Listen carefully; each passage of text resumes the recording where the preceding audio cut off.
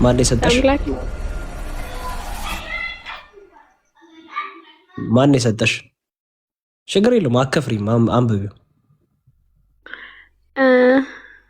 አይ ሰማሁ እኮ ነው። ጨርስልኝ አንተ አንብቢው። እንዲህ ባይዘው በእንዲህ አይነት መጃጃል እኔ እንትን አይለኝም። የተጻፈውን አንብቢው። የእግዚአብሔር ልጅ እንደመጣ አለ። ማን የመጣው ስልሽ የእግዚአብሔር ልጅ ብለሽኛል። እውነተኛም የሆነውን እናውቅ ዘንድ ልቦናን እንደሰጠን እናውቃለን። እውነተኛም በሆነው በእርሱ አለን አለ። እርሱ የተባለው ማን ነው? እግዚአብሔር ልጅ። እሺ፣ እርሱም ልጁ አለ ኢየሱስ ክርስቶስ ነው አለሽ። ማን ነው አለሽ? ኢየሱስ ክርስቶስ አለ። እርሱ ምንድን ነው ደግሞ? እስቲ አንብቢው። እርሱ አለ ምንድን ነው? እውነተኛ አምላክና የዘላለም ሕይወት ነው ይላል። አለቀ። ሻሃዳ ይዘሻል። ተክቢር። እናመሰግናለን። እውነተኛ አምላክ አይደለም። ከጣዖት ራሳችሁን ራቁ፣ ከጨለማ ውጡ ብሎ ይላል ዮሐንስ። ስለዚህ እናመሰግናለን። ሻሃዳ ይዘሻል። አይደለም ወላ አልገባኝም። እኔ እኮ ጥያቄ ለምንድን ነው ልጅ የተባለው? አምላክ ከሆነ አምላክ ስጋ ከተገኘ ሙሳ፣ ኢብራሂም፣ ዳውድ እና ኢሳ ናቸው። ከነዚህ መካከል ደግሞ ሞቱ ተብለው ከተነገርላቸው እንዴት ነው የሞቱት? በእንጨት ላይ ምን ሆነው ተሰቅለው። ስለዛስ ኢሳ እንዴት ነው የሞተው? ኢሳ እንዴት ነው የሞተው? ተሰቅሎ የሞተው ምንም እንትን እስቲ ኢሳ እንዴት ነው የሞተው ተብሎ ነው ክሌም የሚደረገው? ንገሪኝ እስቲ። ቀጥላ አንዴ ኮስታ ራሱ እኮ ሱራ 4:157 ላይ አልሰቀሉትም ስለሚል ተሰቅሎ የተገደሉ አሉ ብሎ ከተናገረ፣ ስለዚህ ኢሳ ተሰቅሏል ማለት ነው። ከአራቱ ነቢያት አንዱ የተባለው በእንጨት ላይ የተሰቀለው ማን ነው? እኔን ምሳሌ አታርግና የእሱን ብቻ አስረዳኝ። ኢሳ ከአንቺ የሚለይ ነው? ይለያል አይለይም አላልኩም። ስለሱ ብቻ አስረዳኝ እኮ። ስለዚህ አንቺን ወደ እርሱ ሲወስድሽ በምን መልኩ ነው?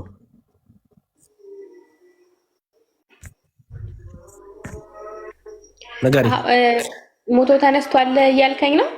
ኧረ እኔ ሞቶ ተነስቷል አላልኩሽም። ምንም አላልኩ። ያላልኩትን ነገር ማታወሪ። አንቺን በሞት ነው አይደለም የሚወስድሽ? ወደ አላህ ወሰደኝ ኧረ አላህ ውሰደኝ ትያለሽ። ስለዚህ ኢሳን አላህ በሞት እንደወሰደው ተፍሲሮቹ ይናገራሉ።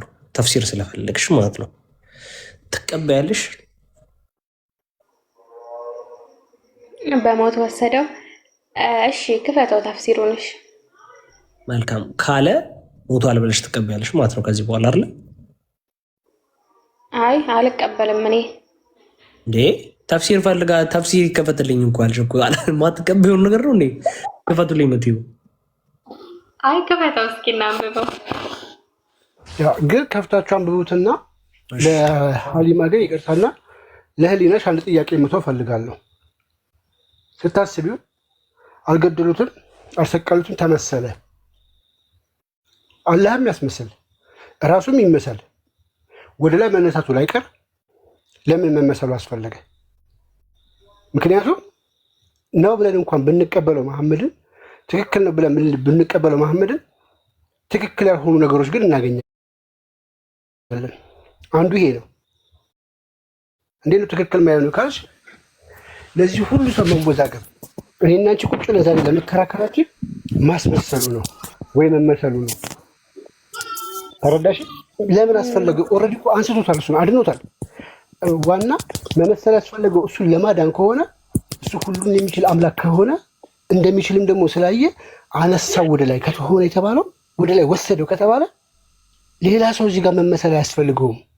ያ የተመሰለችው ታሪክ 600 ዓመት በሙሉ ማንም አልነገረን መመሰሉን መሐመድ እስኪመጣ ድረስ ልብ በይ። 600 ዓመት በሙሉ ጠቅለል አድርጌ ባጭሩ ሳስቀምጥልሽ በማስመሰሉ ራሱ ክርስቲያን ብትሆኚ አንቺ ጥፋተኛ አይደለሽ። ምክንያቱም ተመስሎብሽ ነው ያየሽው። ያዩት 600 ዓመት ሙሉ በአይናቸው ያዩ ሰዎች ነገሮች ከ600 ዓመት በኋላ ሌላ ሰው መጥቶ ተመስሎ ነው ቢልሽ ልትቀበዩ አትሽም። እንደዚሁ ደግሞ ከ1400 ዓመት በኋላ መጥቶ አይ መሐመድ ተሳስቶ ነው እሱ ራሱ ተመስሎበት ነው ብሎ ሌላ ደግሞ ነብይ ነኝ ቢመጣ እንደማትቀበዩ ሁሉ ይህንንም ልትቀበዩ አይገባም። እና ይሄ መመሰሉ ላይ እስኪ አስቢበት በደንብ። እንዴት 600 ዓመት ሙሉ አምላክ ሳይናገር ዝም ብሎ ያ የተመሰለባቸው ሰዎች ተሰቀለ ብሎ አመኑ። አስበሽ ነው እና 600 ዓመት ሰዎቹ አመኑ። እንደዛ ብሎ ማመን ሙስሊም ያደርጋል?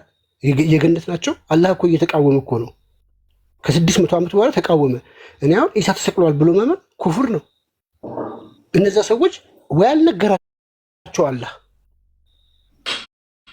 ሳያውቁ ሞቱ፣ ሁሉም ተከታዮቹ ጨምሮ። በነገራችን ላይ መጀመሪያ ተፍሲር ሊከፍት ነበር፣ አሁን ሌላ ነገር ጀመርክ እና እስኪከፍትልሽ ነው። እኔ ለአንቺ ነው ይሄንን ፈትላት ነው ተዘጋጅቶ እስክጨርሱ ነው እንጂ እኔ ለአንቺ ነው እዚህ ላይ አልጠየቅሽም። እኔ ይህን እንድታስቢበት ስለምፈልግ ነው። አብላዩ አስቢበት፣ ደጋግመሽ አስቢበት። አስበሽዋል? 600 ዓመት ማለት የሚኒሊክ 100 ዓመቱ ነው ከሞተ። 6 እጥፍ ወደኋላ ሄጅ ስንት ህዝብ እንደሆነ ስንት ጄኔሬሽን እንደሆነ እነዛ ሰዎች በሙሉ መሰቀል ነበር የሚያውቁት። ለምን ካልሽ አላህ አልነገራቸውማ። ራሱ አስመስሎባቸዋል፣ አልነገራቸውም። ከዛ በኋላ አላህ ነው አይደል እንዴ ያስመሰለባቸው? ተመሰለባቸው። በማን የተመሰለው? በአላህ ፈቃድ አይደል? በአላህ ፈቃድ አላለም። ተመሰለባቸው። እኔ የሆነ ነገር ከተመሰለብኝ እሺ ተመሰለም በዩ አስመሰለም በዩ ዘሜን ፖይንቴ በሁለቱም ይኸውልሽ ተፍሲራቶቹ ተመስለዋል፣ አላህ አስመሰል ይላሉ። የተወሰኑ ደግሞ ራሱ እነሱ አይናቸው ላይ የተመሰለባቸው ይላል። እያየሽ እንዲመሰልብሽ የሚያደርግ ነገር ከአላህ ካልሆነ ከማንም ሊሆን አይችልም። ተመሰለ የሚለውን ነው የሚያስይዘው። ነገር ግን እኔ በአላህም ይሁን በምንም ይሁን በንጹህ ጭንቅላት በኖርማል ሰው ጭንቅላት ለዲቤት ሳይሆን በኖርማል ጭንቅላት እንድታስብ የሚፈልገው አይናቸውም ላይ ይመሰል። እንግዲህ አይናቸው ሰዎች እኔ ይህንን በር እያየሁኝ ይሄ መኪና መስሎ ሊታየኝ አይችልም። የፈጣሪ ተአምር ካልሆነ በስተቀር ያንን ሊያደርግብኝ የሚችለው ኢሳ እየተሰቀለ ወይ ደግሞ ኢሳ የሚመሳሰል ሰው ደግሞ እንደዛ ወስዶ ኢሳ ነው ብሎ ሲሄዱ አላህ ያውቃል፣ ወይ ደግሞ አላህ ይህንን ሁሉ ነገር ያውቃል። 600 ዓመት በሙሉ ግን አልተናገረም። ልብ በይ፣ አንድ መመሰሉ፣ ሁለት አለመናገሩ፣ ከ600 ዓመት በኋላ መናገሩ፣ ይሄ ራሱ ምንድን ነው ያስብላል። አይሻ ለምን እነዛ የሞቱ ሰዎች እኮ ያንን አምነው ይህን ሁሉ ጄኔሬሽን ተቀብለው መጥተው እኛን ድረስ ሲያሳስቱን ለምን ዝም አለ? አላህ በሰዓቱ ይህንን ጉዳይ መፍትሄ ቢሰጠው ኖሮ እኛም አንሳሳትም። እነዚያም ሰዎች ተሳስተው አይሞቱም። እኛን አሳስተው ተሳስተው አያሳስቱንም። እንደናንተ አረዳር ማለት ነው። ይህ ሁሉ ውዥንብር የፈጠረው በማን ነው? በእናንተ ጋር ባለው ነገር ነው። አላህ ለምን አላሳወቀም በወቅቱ? ይህን ሁሉ ጊዜ ምን አስፈለገው?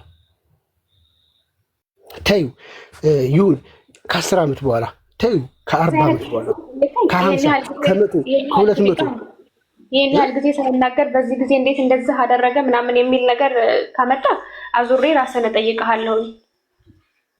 ውይ ልጠይቅኝ ትችላለች። ምን ችግር አለው? አዎ በእንደዚህ ሳይሆን በፈለገበት ሰዓት የመናገር መብት አለው። ወደሱ ሰዓት ደግሞ እዚህ ጋር እና ደግሞ ዴባ ለአውቃ ልትመዘው አስባለች እና ወይም ለማለፍ ፈልጋለች፣ አልፈለገችም። እዚህ ላይ ትንሽ ኮረኮራት።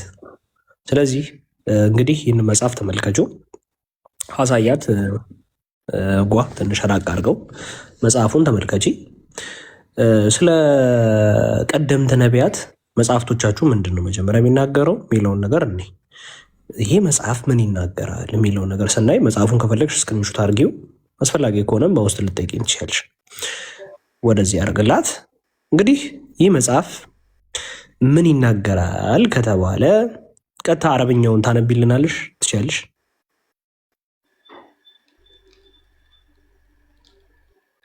እስቲ አንብቢ። ምን ይላል?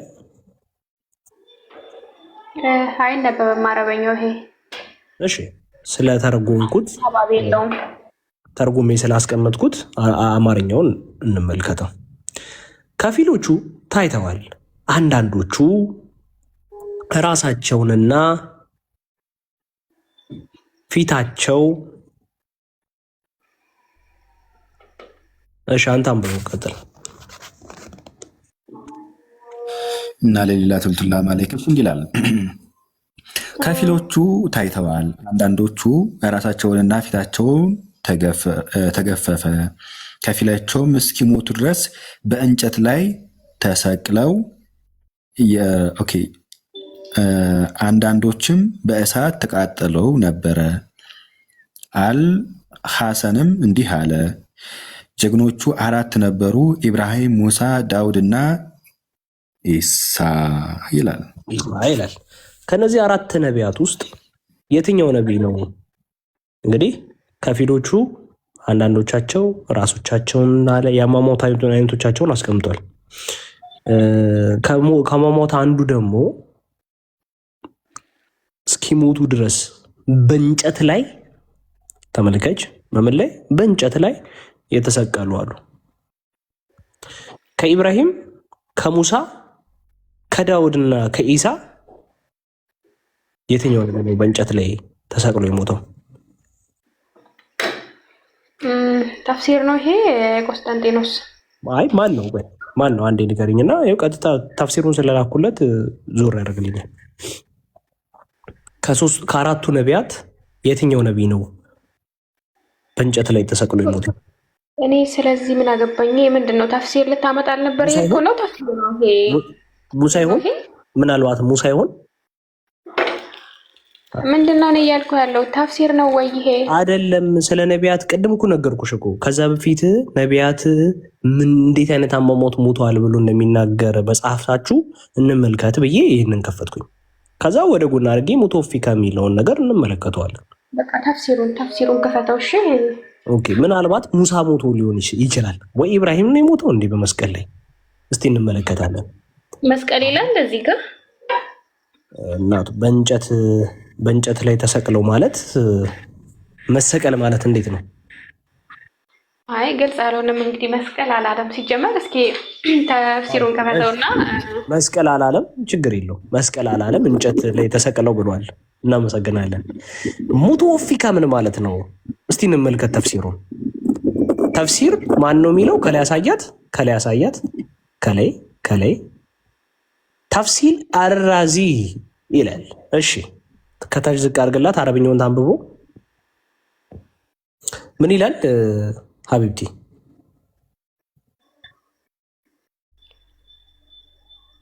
እስቲ አንብቢው።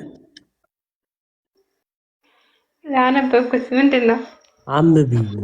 አነበብኩት የምትሆን አንብቢው። ገና መቼ?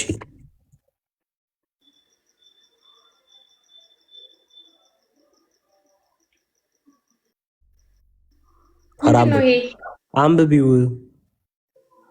አናባቢ የለውም ይሄ። ምንድን ነው አናባቢ የለውም? አረብኛው አናባቢ የለውም? እሺ በቃ አማርኛውን አንብቡላት፣ ተተርጉሙልሻል። ለአንቺ ማልከፍለው ዋጋ የለም። ዋንቢራ ሹልክ ብሎ ነው የወጣው። አነብቧ። ሙቶፊካ ማለት ይገልሃል ማለት ነው። ማነው እንደዛ ያለው? እብኑ አባስ እና ሙሐመድ ኢብኑ ዘግበውታል። ምን ማለት ነው አለ? ይገልሃል ማለት ነው። ይገልሃል ማለት ነው ሲል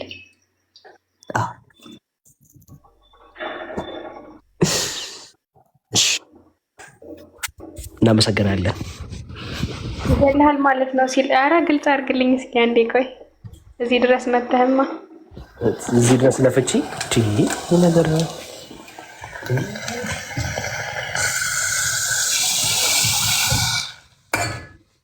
ይቅርታ። ምንድን ነው ይሄ? ተፍሲር አራዚ።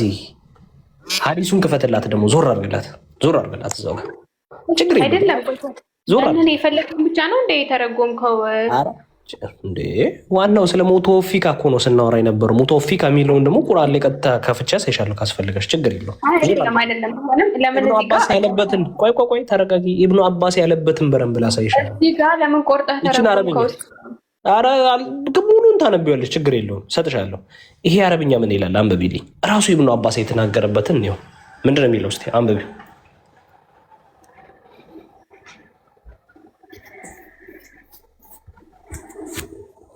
ኢብኑ አባስ ሙተወፊቅ ይላል።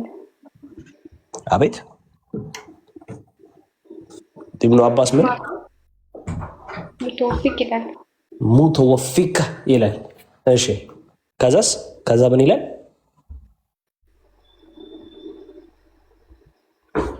ምን ይላል? አይታየኝም። ታርጉምልኝ። ኧረ በረምብ ይታያል። በረምብ ነው የሚታየው። ቀጥ አድርግላት። ቀጥ አድርግላት። አንተ ለምን አትተረጉምልኝም እንዴ? እንዳታስቢ፣ ችግር የለውም ተረጉምልሻለሁ። አንቺ ብቻ ቀጥይበት፣ አንብብ።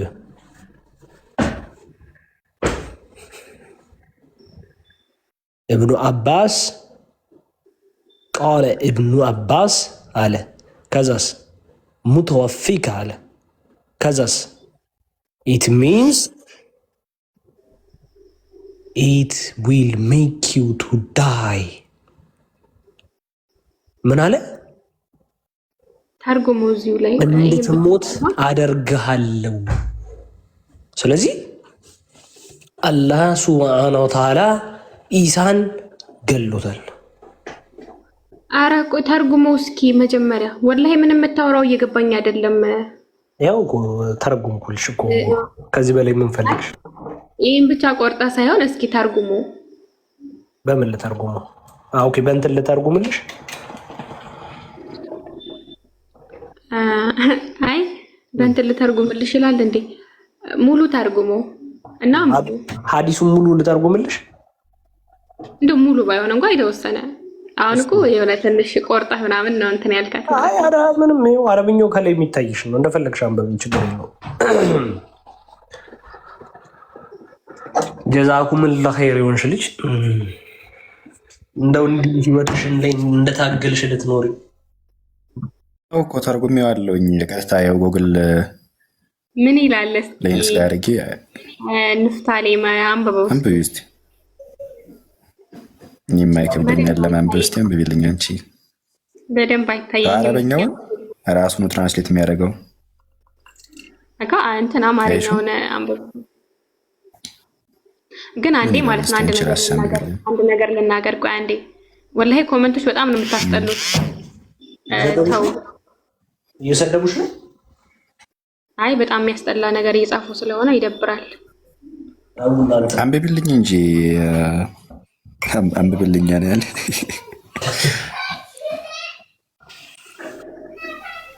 ምን ላለ እዚህ ጋር እንድትሞት አረጋለሁ። ኢብን አባስ ገዳይህ ነኝ የሚለውንም ደግሞ ይናገራል። ምንድን እንድትሞት አደርግሃለሁ። ከታች እስኪ አንብበው። ሁሉንም ማንበብ ትችያለሽ።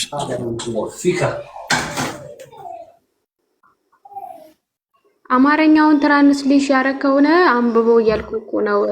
ያችን የምፈልጋትን ከየት ጀምሬ ላንብብልሽ? እኛ እኮ ትርጉሙ እኮ ነው። እሺ ላንብብልሽ። እሺ እንዲህ ይላል።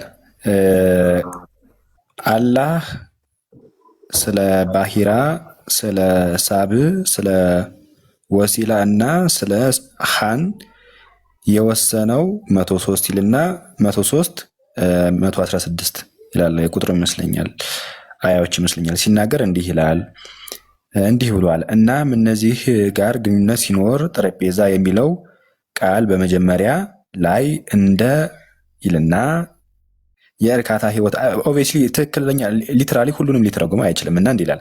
የመጨረሻ ፍቺ ያለ ተገብሮ አንቀጽ ቀያውንም እንዳይጠፋሽ። አረበኛ እኮ ትርጉም አልባ ይሆናል። እሺ ኦኬ። እንደ እርካታ ያለ ህይወት እና የማይሻር ፍቺ ያለ ተገብሮ ክፍል ነው። ትርጉም ባለቤት ለጋስ ነበር ማለት እርሱም ነው። እንዲህ ይላል አረበኛውን ቃል ማለት ነው። እኔስ ለጋስ ነበረ እገልሃለሁ። አሊ ኢምራን ኢብን አባስ ይህንን ክፍል ሲተረጎሙ ማለት ነው። ሙተወፊካ የሚለውን ሲተረጎመው እገልሃለሁ ሞትህ ብሎ ወይም ስለ ሞትና ስለመገደል እንደዚህ ያሉ ነገሮችን የሚናገረው ማለት ነው። ኢብን አባስ ምን አለ? ሙተወፊካ የሚለውን እገልሃለሁ ማለት ነው ወይም እንድትሞት አደርግሃለሁ ማለት ነው ብሎ ያስቀምጠዋል። ኢሳ ሙቷል ማለት ነው። ኮንግራጁሌሽንስ አሁን ላይ ስላወቅሽ። ኢሳ ሞቷል ማለት ነው። ምንም እኮ አልገባኝም ያመጣችሁት። በጣም ያሳዝናል። ሙተወፊካ ማለት እንድትሞት አደርግሃለሁ እኔ እገልሃለሁ ማለት ነው። ይህን ደግሞ ማን ተናግሯል? ኢብን አባስ እንድትሞት አደርግሃለሁ ማለት ነው ብሎ ተናግሯል። ይሄው ሙተወፊካ ነው ደግሞ የሚለው ያ ሱራ 4 ቁጥር አይ ቲንክ አልገባሽም መስለኝ። ሱራ 457 ሙተወፊካ ነው የሚለው አይደለም አረበኛው። ሙተወፊካ ማለት ደግሞ ምን ማለት ነው? እገልሃለሁ ወይም እንድትሞት አደርግሃለሁ ማለት ነው። ቃል ደግሞ ማለት ተናገረ የነብዩ አጎት ልጅ ኢብን አባስ ነው እንድትሞት አደርግሃለሁ ያለው እዛው ቁርአን ላይ ሙተወፊካ ማለት እንድትሞት አደርግሃለሁ ማለት ነው። እናንተ ግን ስትተረጉሙት ምንድነው አልገደሉትም አልሰቀሉትም ብላችሁ ተረጉማችሁት። ኢብን አባስ ግን ሙተወፊካ ማለት ምን ማለት ነው አለ? እንድትሞት አደርግሃለሁ ማለት ነው። እናንተ ግን ስትተረጉሙት ሸወዳችሁት። ለመቼ ነው እያልኩ ነው። ለመቼ ነው አልገደሉትም አልሰቀሉትም ብላችሁ የተረጎማችሁት? የሞተውማ ያኔ በመስቀል ነው እንጂ ያለው አልነገረሽም? ይኸው በመስቀል ሞተ ይላል። ለምሳሌ ሞቱ ተብሎ ከተዘረዘሩ ሰዎች መካከል ቆይ አንዴ ይኸው ሞቱ ተብለው ከተጠቀሱት ሰዎች መካከል ይኸው ሙሳ፣ ኢብራሂም፣ ዳውድ እና ኢሳ ናቸው። ከነዚህ መካከል ደግሞ ሞቱ ተብለው ከተነገርላቸው እንዴት ነው የሞቱት? በእንጨት ላይ ምን ሆነው ተሰቅለው። ስለዛስ ኢሳ እንዴት ነው የሞተው? ኢሳ እንዴት ነው የሞተው? ተሰቅሎ የሞተው ምንም እንትን እስቲ ኢሳ እንዴት ነው የሞተው ተብሎ ነው ክሌም የሚደረገው? ንገረኝ እስቲ። ቀጥላ አንዴ ኮስታ ራሱ እኮ ሱራ 457 ላይ አልሰቀሉትም ስለሚል ተሰቅሎ የተገደሉ አሉ ብሎ ከተናገረ ስለዚህ ኢሳ ተሰቅሏል ማለት ነው። ከአራቱ ነቢያት አንዱ የተባለው በእንጨት ላይ የተሰቀለው ማን ነው ሊሆን የሚችለው ማለት ነው? ኢሳ ነው ማለት ነው። እንግዲህ አይገርምህም? ግን ቆስጠንጢኖስ ወደ አማርኛ ሲተረጉሙት ይህንን ህዝብ እንዴት እንደሚሰሩት ማለት ነው። ኢሳ መሆኑን ያወኩበትን ነገር ልንገርሽ። ቁርአን አንደኛ በእንጨት ላይ ተሰቅሎ ሞቷል ተብሎ ክሌም የሚደረገው ኢሳ ነው። ሁለተኛ ደግሞ ቁርአንሽ ራሱም አልሰቀሉትም ብሎ ሲል ነገር ደግሞ ምንድነው? መሰቀል ነው። አለቀ። መሰቀል ነው። አለቀ በቃ።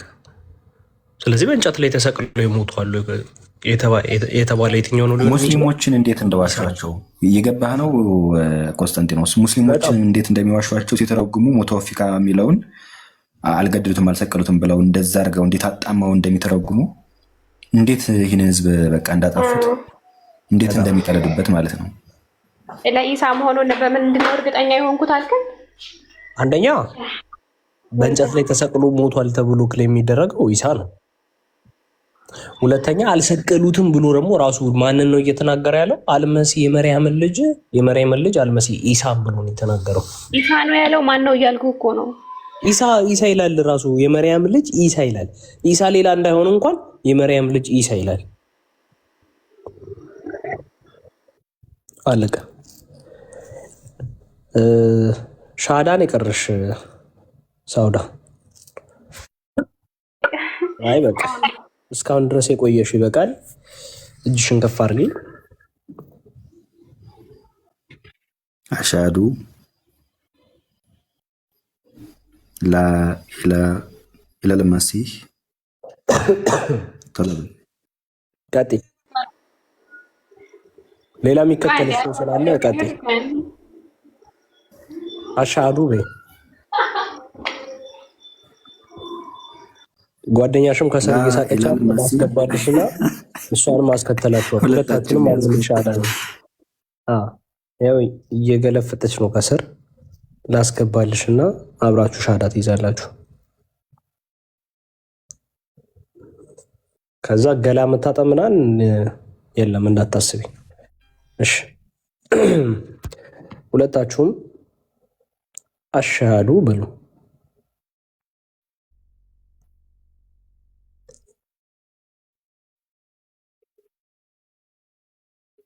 አልተሳደብኩም ሀቢብቲ።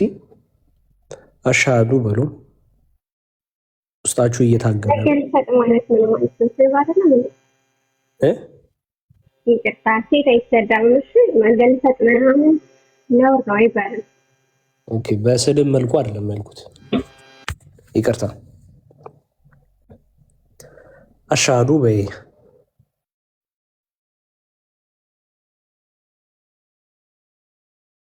ጥያቄ መጠየቅ ይቻላል? እሺ አሻዱ በይ መጀመሪያ። ጥያቄ መልሳል። መልሱ ከተሰጠሽ ሻዳውን ትይዣለሽ።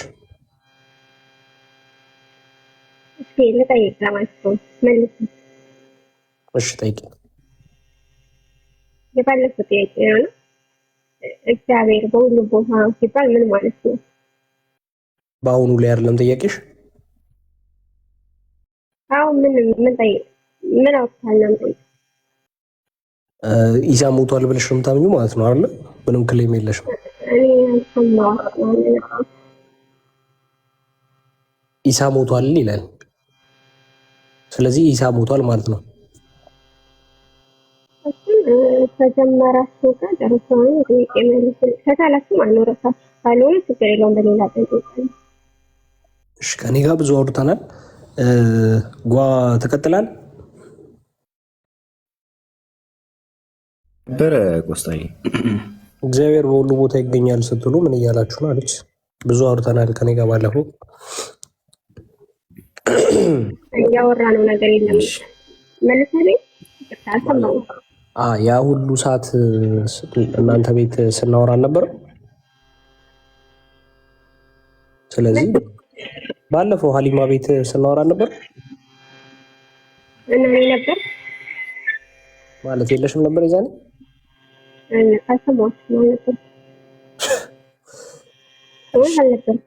ኖሮ ካለመኖር እንትን ይበላቸው። አሁንም የለውም እንዳትይ እየጠየካት ቀጥል። እዚህ ጋር እንዳገልበል እኔ የዛን ቀኑ ያለውም ነበር ብያስፈልግ ስመጣ ስለዚህ አልነበር። እኔ እንዳለሽ ነው ግን እንግዲህ የሚታየኝ አቤቲ ከሱ ላይ ማለው ግን እየሰማሁ አልነበረም። ስራ ላይ ነበር። እሺ ቀጥል ጓ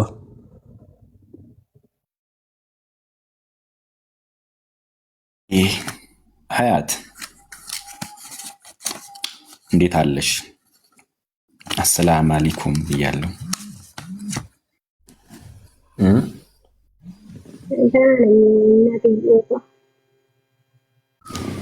በአረበኛ እናድርገው ብዬ እኮ ነው። እሺ ክርስትና ላይ ወአለይኩም አሰላም። ማሻላ ማሻላ ማሻላ። ትንሽ ኤርፎንሽ ይረብሻል። ከቻልሽ ብታወልቅ፣ ካልቻልሽ ችግር የለውም። እሺ በደንብ አድርገሽ አስተውለሽ ስሚኝ ሀያት፣ በደንብ አድርገሽ አስተውለሽ ስሚኝ። መለኮት ስለ መለኮት ወይም ስለ አምላክ ስናወራ ምንድን ነው የምናወራው? የምንነጋገረው ነገር ምንድን ነው? ስለ አምላክ ስናወራ ምንድን ነው የምናወራው ነገር የሚለውን በደንብ አስተውለሽ ማየት አለብሽ። ቆይ የሆነ ነገር ላሳያችሁ። እንደ መስፈርት አድርገን የምናስቀምጣቸው ነገሮች ምንድን ናቸው? እንደ መስፈርት አድርገን የምናስቀምጣቸው ነገሮች ምንድን ናቸው? እሱን እንየው። አንደኛ መስፈርት ምንድን ነው?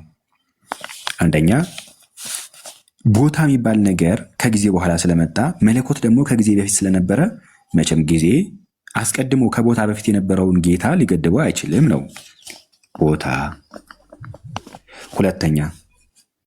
ሁለተኛ ደግሞ ምንድነው? ጊዜ የሚባለው ነገር መቼ ነው የመጣው? ጊዜ መቆጠር የተጀመረው መቼ ነው ሲባል ጊዜ የመጣው ከፍጥረት በኋላ ነው። ለፍጥረት ነው ጊዜ የሚቆጠርለት ጊዜ። ሶስተኛ ደግሞ ለምሳሌ ኦብጀክቶች አሉ አይደለ? ለምሳሌ የሆኑ ቱሎች ምናምን የመጡት ሰማይ፣ ምድር፣ ፀሐይ፣ ጨረቃ ምናምን እንደዚህ ያለ ነገር፣ እነዚህ ያለ ነገር የመጡት ከምን በኋላ ነው? ከፍጥረት በኋላ ነው። ስለዛስ ለምሳሌ ጨረቃ የጨረቃ ግርዶሽ ይባላል፣ የፀሐይ ግርዶሽ ይባላል። ወይም ደግሞ ጨረቃ ትሰወራለች፣ ትጠፋለች። የምትጠፋው ምን ስለሆነ ነው? የሆነ ከጊዜ በኋላ የመጣ ቱል ስላለ ወይም ደግሞ የሆነ ነገር ስላለ ያ ነገር ይሰውራታል ወይም ይተግናታል። ሶስተኛው ደግሞ ከፍጥረት አንጻር ነው የሚነገረው። ለምሳሌ እኔ እሰወራለሁ በምን? በድንጋይ ከጊዜ በኋላ በመጣ ድንጋይ ውስጥ። ሀያት አንዴ ፕሊዝ ስሚኝ እሺ፣ በደንብ አስተውለሽ ስሚኝ። ዛም ትጠይቂያለሽ ደግሞ አሁን አንቺ የምትጠይቅበት ጊዜ ነው። ስለዛ ስሚኝ። ሁለተኛው መስፈርት ይሄ ነው። ሶስተኛው ምንድን ነው? መሰወር። መለኮት አሁን እኛ እንደበቃለን ወይም እንሰወራለን። መለኮት ልሰወር ባለ ጊዜ እንዴት ነው የሚሰወረው ነው? ወይም ደግሞ መለኮት መታየት ማለት ነው። መታየት የሚለውን ነገር እንየው። የአንቺ ጥያቄ የትኛው ጥያቄ ነው? የመጀመሪያው ጥያቄ ነው፣ ቦታ የሚለው ነው። ቦታ መለኮት ሰማይና ምድር ከመፈጠሩ ሰማይ የሚባል ቦታ ከመኖሩ በፊት ወይም ምድር የሚባል ቦታ ከመኖሩ በፊት የነበረ ነው። ለምሳሌ ሰማይና ምድርን ያስመጣቸው ራሱ ወይም ደግሞ ካለመኖሩ ወደ መኖር ያመጣቸው ራሱ እሱ ነው። ስለዚህ በቦታ ሊገደብ አይችልም። ቦታ ከጊዜ በኋላ የመጣ ቦታ ፍጥረት እንዴት መለኮትን ወይም አምላክ ሊገደበው ይችላል? ኦሪት ዘፍጥረት ምዕራፍ 1 ከቁጥር 1 ላይ እንዲህ ይላል፣ በመጀመሪያ እግዚአብሔር ሰማይና ምድርን ፈጠረ። ሰማይ የሚባል ቦታ አለ፣ ምድር የሚባል ቦታ አለ። ሰማይና ምድር የሚባሉ ቦታዎችን ፈጥሮ እነዚህ የተፈጠሩት ቦታዎች እንዴት መለኮትን አስቀድሞ ቦታ ከመኖሩ በፊት የነበረውን መለኮት እንዴት ሊገደቡት ይችላሉ? አይችልም። በቦታ ሊገደብ አይችልም። መጽሐፍቶቻችን እንደዚህ ይላል። አዎ እንዲህ ይላል። ለምሳሌ መዝሙረኛው ዳዊት መዝሙር 139 ቁጥር 7 ጀምሮ ያለውን ማየት እንችላለን። መዝሙር 139 ቁጥር 7 ጀምሮ እንዲህ ይላል። ሌሎችንም ክፍሎችን ማሳያቸዋለሁ። ቁጥር 7 ከመንፈስህ ወዴት እሄዳለሁ? ከፊትስ ወዴት እሸሻለሁ?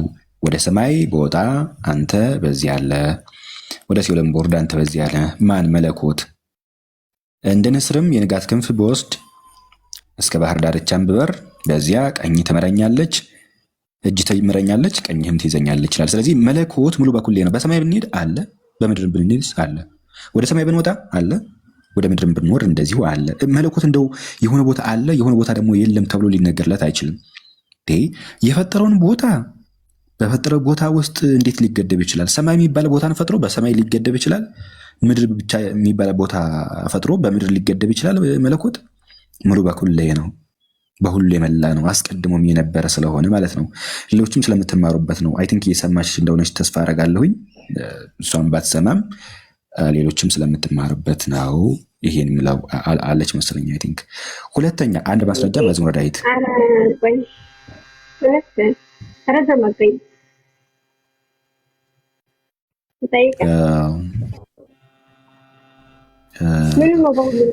ኢንቴንሽናሊ የመረዳት ከሆነ ፍላጎትሽ አይረዝምም። ለመረዳት ከሆነ ስሚና እሺ ጠይቂሽ። ምን ነው በሁሉም የሞላው? መለኮት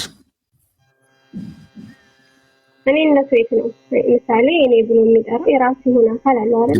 ድምፅሽ ትክክል አይደለም። አይ ቲንክ ኤርፎን አድርገሽ ከሆነ ኤርፎን ለመንቀል ሞከሪ። ድምፅሽ የሆነ ዝዝ የሚል ነገር አለው። ለዛ ነገር እሺ የሆነ አካልኩላ። እሺ እግዚአብሔር እኔነት አለው። አሁን ለምሳሌ አካል የራሱ አካል አለው የሚገለጥበት። ንፋስ ነው አይደል? መንፈስ ነው ስትል መንፈስ ቢሆንም አካል አለው። መንፈስ የሚታይ የሚጨበጥ አካል የለውም እኮ ሀያት ማለት የሚታይ የሚጨበጥ አካል የለውም ስትል መንፈስ የሚታይ የሚጨበጥ አካል የለውም እና ምንድን ነው? ንፋስ ነው? እሺ ምንድን ነው? እሺ ንፋስ አይደለም። ምን እያልከኝ ነው? አልገባኝም። የምን ንፋስ ነው? እና ታዲያ እንዴት ምን ማለት ነው? የለም ማለት ነው? አሁን አምላኬ እንደሌለ እያስረዳኝ ነው። ሀያት ክሌም አታድርጊ። እንደ ጥያቄ አድርጊው። እግዚአብሔር ምንድን ነው አልኩሽ? መንፈስ ነው። መጽሐፍ መንፈስ ማለት ምን ማለት ነው? ጠሩ መንፈስ ማለት ምን ማለት ነው ከተባለ ግዘፍ አካል ያይደለ። አሁን ከኔጌቲቭ ልጀምርልሽ። ግዘፍ አካል ያይደለ፣ የማይጨበጥ የማይዳሰስ ረቂቅ የሆነ ማለት ነው። አሁን ግልጽ ነው። ረቂቅ የሆነ የማይዳሰስ ለአንተ ነው የማይዳሰስ የማይጨበጠው። ግን እሱ አሁን ለምሳሌ እኔ ሀያት አሁን የሆነ የራሴ አካል አለኝ አይደለም? እንደዚህ አይነት የለውም። እግዚአብሔር ሀያት ፍጡር ነሽ አንቺ ችግር የለውም አውቃለሁ። ፍጡር ነው። ወይኔ እውነት ምንም እየገባኝ አይደለም እኮ ጠይቂ ያልኩሽ እንደ ጥያቄ አድርጋሽ ጠይቂው። አሁን አንቺ ከመለኮት ጋር እንደዚህ አንቺ ግዘፍ አካላለች፣ እጅሽ ይጨበጣል፣ ይዳሰሳል፣ ነገርሽ ይዳሰሳል፣ ይጨበጣል፣ ይታያል። መለኮት ግን ባህሪው ማለት ነው ሊዳሰስ ሊጨበጥ አይችልም። ረቂቅ ነው። የሚዳሰስ የሚጨበጥ ነገር የለውም። መለኮት ነብያችን ማለት ነው አካል አለው ግን የማይጨበጥ የማይዳሰስ አካል ነው። ያው ከታች እንደዛ ብጽፎ እንደዛ ብታስረዳኝ ኦኬ እላለሁ። ግን የለውም የሚጨበጥ የሚዳሰስ አካል የለውም።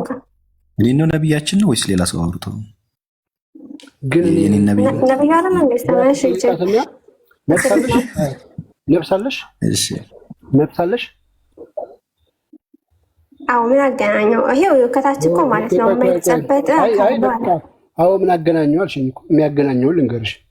ስለዚህ ነፍስሽ ይታያል፣ ይዳሰሳል፣ ይጨበጣል። ነፍሴም ለእኔ አይጨበጥም። ለምንድን ነው የማይታየው፣ የማይጨበጠው፣ የማይዳሰሰው? ለምን? እኔ እኮ አምላክ ይጨበጥ ይዳሰስ አላልኩም። ጥያቄን ተረዳ መጀመሪያ።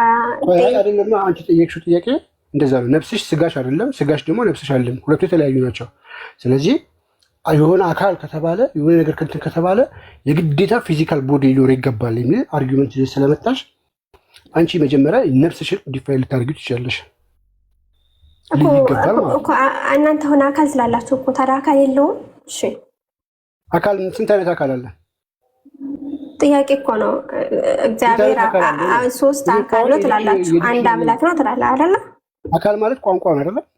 አካል ስንል በቋንቋ ነው። በቋንቋ ደረጃ ዲክሽነሪ አካልን ምን አይነት አካል አለ ብሎ ዲፋይን ያደርገዋል እኮ። አካል ስትል አንተ ምን ማለት ነው? ዲክሽነሪ እንዴት ዲፋይን ያደርገዋል አልኩሽ። ዲክሽነሪ ቋንቋ ስለሆነ ማለት ነው። ምን አካል የሚለውን አካል ነው ምንድን ነው? ምን አይነት አካል? ፊዚካል ቦዲ ብቻ? እኔ እንደዛ አመራለሁ። ያንቺ አለማወቅ ነው። በቃ አለቃ ኪዳነ ወልድ ክፍሌ አካል ማለት ዴፊኒሽን ግቢና ቼክ አድርጊ። ሁለት አይነት አካል አለ። አንደኛው አካል ሊባል የሚችለው ፊዚካል ቦዲ ያለው የሚታይ የሚዳሰስ የሚጫበጥ ነው። አካል ማለት ሰውነት ነው አለች ዴቭ ለምን? ስለዚህ አካል ስንል ልክ እንደዚህ አይነት አካል አለው ፈጣሪ ብለሽ ነው እያመንሽ ያለሽ ማለት ነው? አይደለም። እኔ ራሴ ነው የነገርኩት እንጂ ፈጣሪ አልነገርኩትም። አሁን እኮ የጠየቀሽ እኮ እንደዛ ነበር። ኤኒዌይስ ችግር የለውም። እኔ እኮ የማይዳሰስ የማይጨበጥ አካል የለውም እኮ ነው ጥያቄ።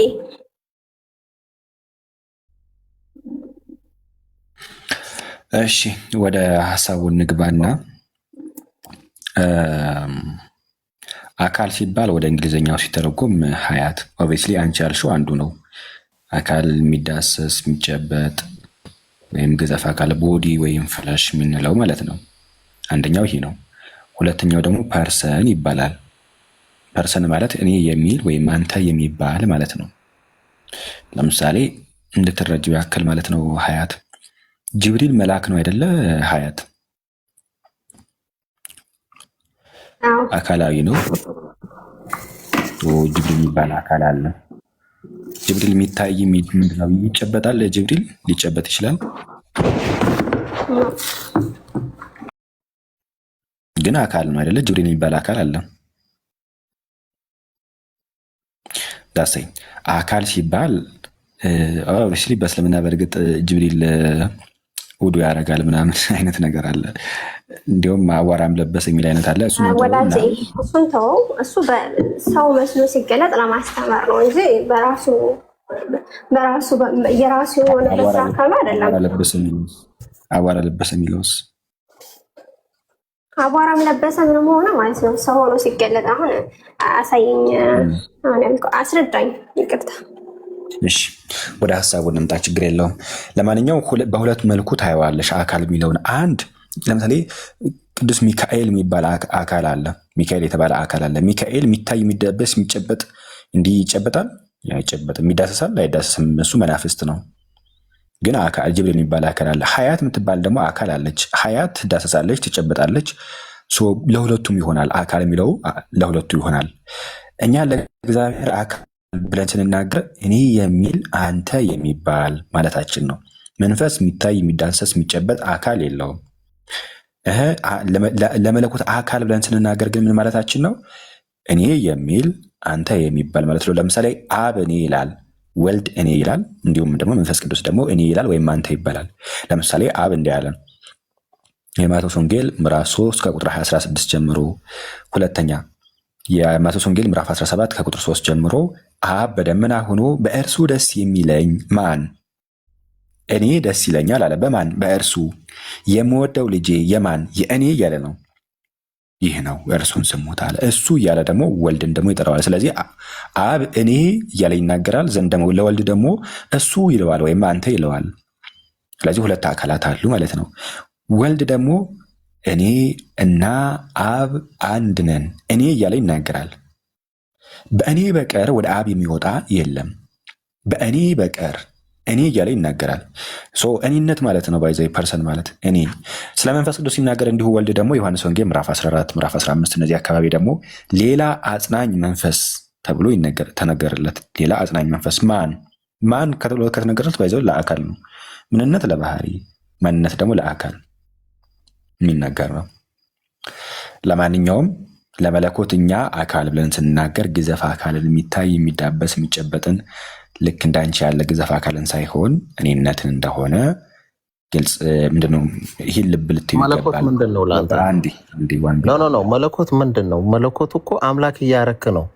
መለኮት ማለት ባህሪ ማለት ነው እኮ። የሰው ባህሪ አለ፣ የአምላክ ባህሪ ማለት ነው መለኮት ማለት። የአምላክ ባህሪ ይታያል ዋንቢራ? አይታይም። አምላክም አይታይም፣ የእሱም ባህሪም አይታይም።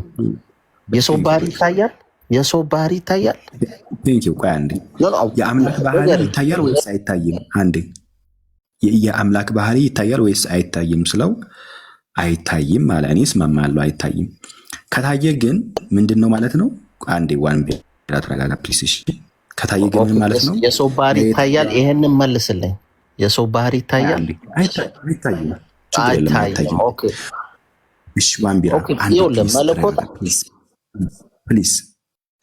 ሱራ 6 የቤት እንስሳት ምዕራፍ ማለት ነው ቁጥር 75 ላይ እንደዚሁም ኢብራሂምን እስኪያውቅና ከአረጋጋጮቹ ይሆን ዘንድ የሰማያትንና የምድርን መለኮት አሳየው ይላል።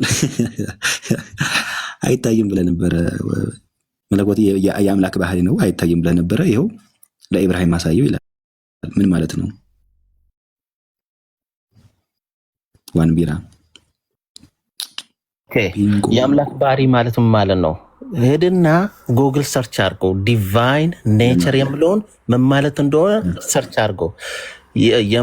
መለኮት የአምላክ መለኮት ማለት የአምላክ ባህሪ ማለት ሁሉም መቻል፣ ሁሉም ማወቅ። ይሄ ነው የእሱ ባህሪ። ይሄንን ነው ይታያል እያልክ ያለው። ሁሉም መቻል፣ ሁሉም ማወቅ፣ መናገር።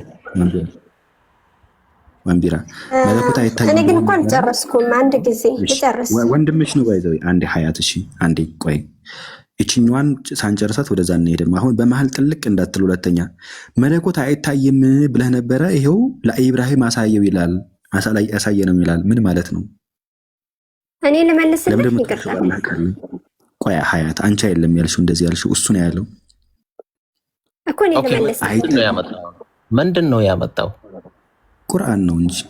እስኪ ኦኬ እናንብበው እስኪ ኢብራሂምም አባቱን ትንሽ ብርሃን አለው።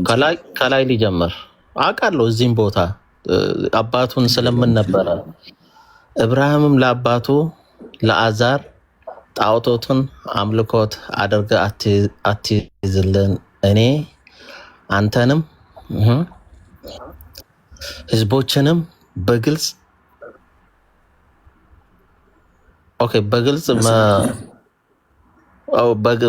መሳት ውስጥ ሆናችሁ አያችኋለሁ ባለ ጊዜ አስታውስ አለ። ኦኬ ወደ ታች ወረድ። እንደዚሁም ኢብራሂም እንዲያውቁና ከአረጋጋጮችም ይሁን ዘንድ በሰማያትንና የሰማያትንና የምድርን መለኮት አሳየነ። ኦኬ መለኮት ነው አይደለ? በአረበኛ ላንብበው። አምጣ ወደዚህ በአረበኛ ላንብበው። እሺ ይኸው መለኮት መለኮት ማለት ኤንጅሎች ናቸው እኮ ኤንጅሎች ኖ እኔ ለመነሳት ሚውት አድርግ። አሁን ወደ ጥያቄ እንሂድ። እሺ ሀያት ቁርአኑን አውጣ። ቆይ ሚውት አድርግ ወንቢራ። ሁለተኛ ሚውት እንዳትከፍታ። ሀያት ወደ ጥያቄሽ ጠይቂ። ቆይ እዚህ ጋር ማውራት ፈል እዚህ ጋር መለኮት ነው የሚለው። መለኮት የአማርኛና የአረብኛ አንድ አይደለም። ንግስናን አሳየነው ነው እንጂ መለኮት የአማርኛውና የአረብኛው መለኮት የሚለው ቃል አንድ መስሎ ከሆነ ተሳስተሃል። መለኮት የሚለው በአረብኛ ኢላህ ነው እንጂ መለኮት አይደለም። ይሄ ምንድነው? ንግስናን አሳየነው ነው የሚለው። እሺ መለኮት የገባው ንግስና ነው እንጂ ኢላህ ንግስና ማለት ነው።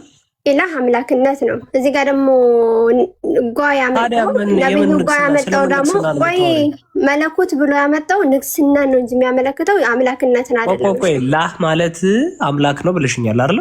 ላህ አላልኩም ኢላህ። እኮ ኢላህ ማለት ይቅርታ።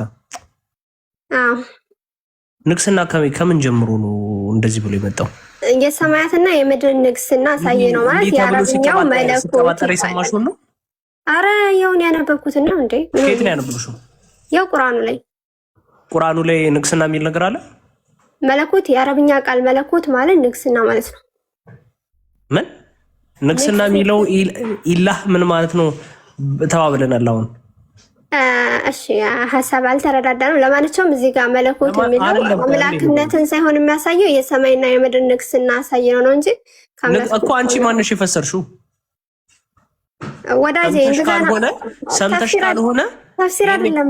በምን መሰረት ነው የፈሰርሽው? ንገሪ። ኦኬ እሱ መለኮት አይታየው። ስለዚህ መለኮት ያሉት እነሱ መሀይም ናቸው እያልሽኝ ነው። እነ ሼህ እንትና መሐመድ የአረብኛው መለኮትና የአማርኛው መለኮት የሚለው ሁለት የተለያየ ቋንቋ ነው ያልኩ ነው። በአረብኛ መለኮት እኛ የምንረዳበት መለኮት በአማርኛ መለኮት ብሎ አስቀምጦታል ወይስ አላስቀምጡትም? እኮ መለኮት ማለት ንግስና ነው ያልኩ ነው። ዛሬ ለአምላክ መለኮት ብሎ በአማርኛ ይመጣም ሲጀመር አንድም ቦታ የለም። መለኮት ብሎ ያስቀመጡት መሀይሞች ናቸው ወይ? ንግስና ነው እንግዲህ ያው እኔ ነገርኩ። መለኮት የአረብኛ ቃል ለአላህ ምንድነው ለአምላክነት እንደሚመጣው በአረብኛ ኢላህ ነው የሚመጣው እንጂ መለኮት አይደለም። አቤት ይኸውልሽ ባይዘው የሰማይና የምድር ንጉስ ማን ነው? የሰማይና ምድርን አላህ Subhanahu Wa Ta'ala ሰማይና ምድርን አሳየው። ከዋክብትንም አሳየው። የሰማይና የምድር ንጉስ ማን ነው? ችግር የለውም። ምን ማለት ነው? ኦኬ ማን ነው? ዋንቢራ ይኸውልህ ቆይ አያቅለብልም። ዋንቢራ ችግር የለውም። ቆይ አንዴ ዋንቢራ ፕሊዝ ተረጋጋ። አንተ በመሀል ትገባና ሀሳብ ዳይቨርት ታደርጋለህ። እሷ እየጠየቀች እያለ ማለት ነው። የሰማይና የምድር ንጉስ ማን ነበረ? ሀያት እዚህ ጋር ቆይ ከፈተው። እሺ ይቅርታ። የሰማይና የምድር ንጉስ ማን ነው? ከፈተውና ነው። የሰማይና የንጉስ ፈጣሪ ነው። መካኩ የሰማይና የምድር ንጉስን አሳየው። ማን ነው ያ? አላህ። የሰማይና የምድር ንጉስ አሳየው አይደለም። እዛ ጋር ያሳየው ምንድነው? የግልጽ ነው። ኮከብና ጨረቃ ኮከብና ጨረቃ ሰማይን ያሳየው። ግልጽ ነው እኮ አያስፈልግም። እየሰማሁ ነው። እሺ መለኮት አንደኛ ዋንቢራ ምን አለ? መለኮት የአምላክ ባህሪ ነው ብሎ ተናገረና ከዛ ደግሞ ምን አለ? እዚህ ጋር መለኮት እኮ ታዲያ የአምላክ ባህሪ አይደለም መልአክ ነው ብሎ ተናገረ። አሁን ደግሞ ሀያት ደግሞ ምን አለች? ከዚህ የተለየ ነገር ደግሞ ተናገረች ማለት ነው።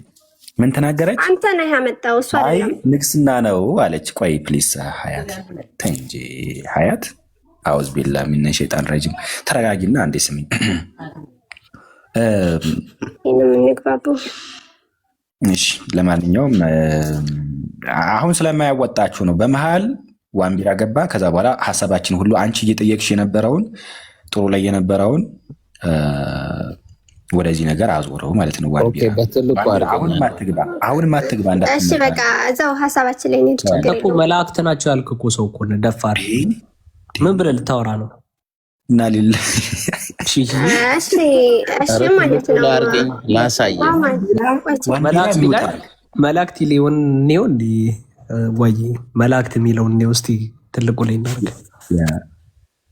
እስቲ መላእክት የሚለውን አሳየን። ምናልባት እና ክብረ we also showed እኛ አብርሃምን አሳየነው the wonder of the heavens and the earth የሰማያትን ብቻ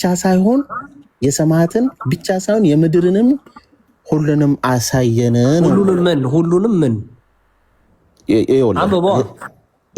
የሰማይ the heaven the wonder of the heaven ማለት በሰማይ የሚኖሩት መላእክቶች ናቸው። በምድር የሚኖሩት ደግሞ ይሄ ከዋክብና አጠቃላይ ማለት ነው። ሁሉንም ነው ያሳዩት እንጂ መለኮት ማለት አንተ የምታወራ የአምላክ መለኮት አንተ ባህሪ የምታወራው እሱን አይደለም። በሰማይ የሚኖሩት the wonder of the heaven ማለት በሰማይ የሚኖሩት አሁን ዋንቢራ በጌታ በኢየሱስ ምን ብሎ አለ? አንተ የምታወራው መለኮት የሚለው የአምላክ ባህሪ አይደለም ማለት እና ምንድን ነው እንትን ነው ብሎ አወራ። ቅድም እኮ የአምላክ ባህሪ ነው ብሎ የተናገረ እሱ ነበር። ኦኬ በጣም ጥሩ እየሳክ ነው ደግሞ አሁን ይኸውልህ ቁርአን ላይ መለኮት አንዴ ቆይ አንብብልኝ። አንዴ ቆይ አልሰማሁም ነበረ። አንዴ አንብብልኝ እስቲ። ምን we also showed አለ አይደለም? ምን አለ? ኦኬ ታውቃለህ አይደለ? እንግሊዘኛ ትችላለህ? እግዚአብሔር ይመስገን በጥቂቱም ትንሽ አውቃለሁ። ኦኬ አንብበው። we also showed Abraham the wonders of the heavens and the earth አለ። ምን ማለት ነው? እስቲ ተርጉምልን። አንተ ምን ብለህ ተርጉምከው? ያ ሶ በሰማይ የሚኖሩት ይሄ ወንደር ኦፍ ዘ ሄቨን የሚባሉት ኤንጅሎች ናቸው፣ መላእክት ናቸው። ኢየሱስ በጌታ በኢየሱስ። እሺ ቀጥል። ኦኬ ኦልራይት ቴንክ ዩ።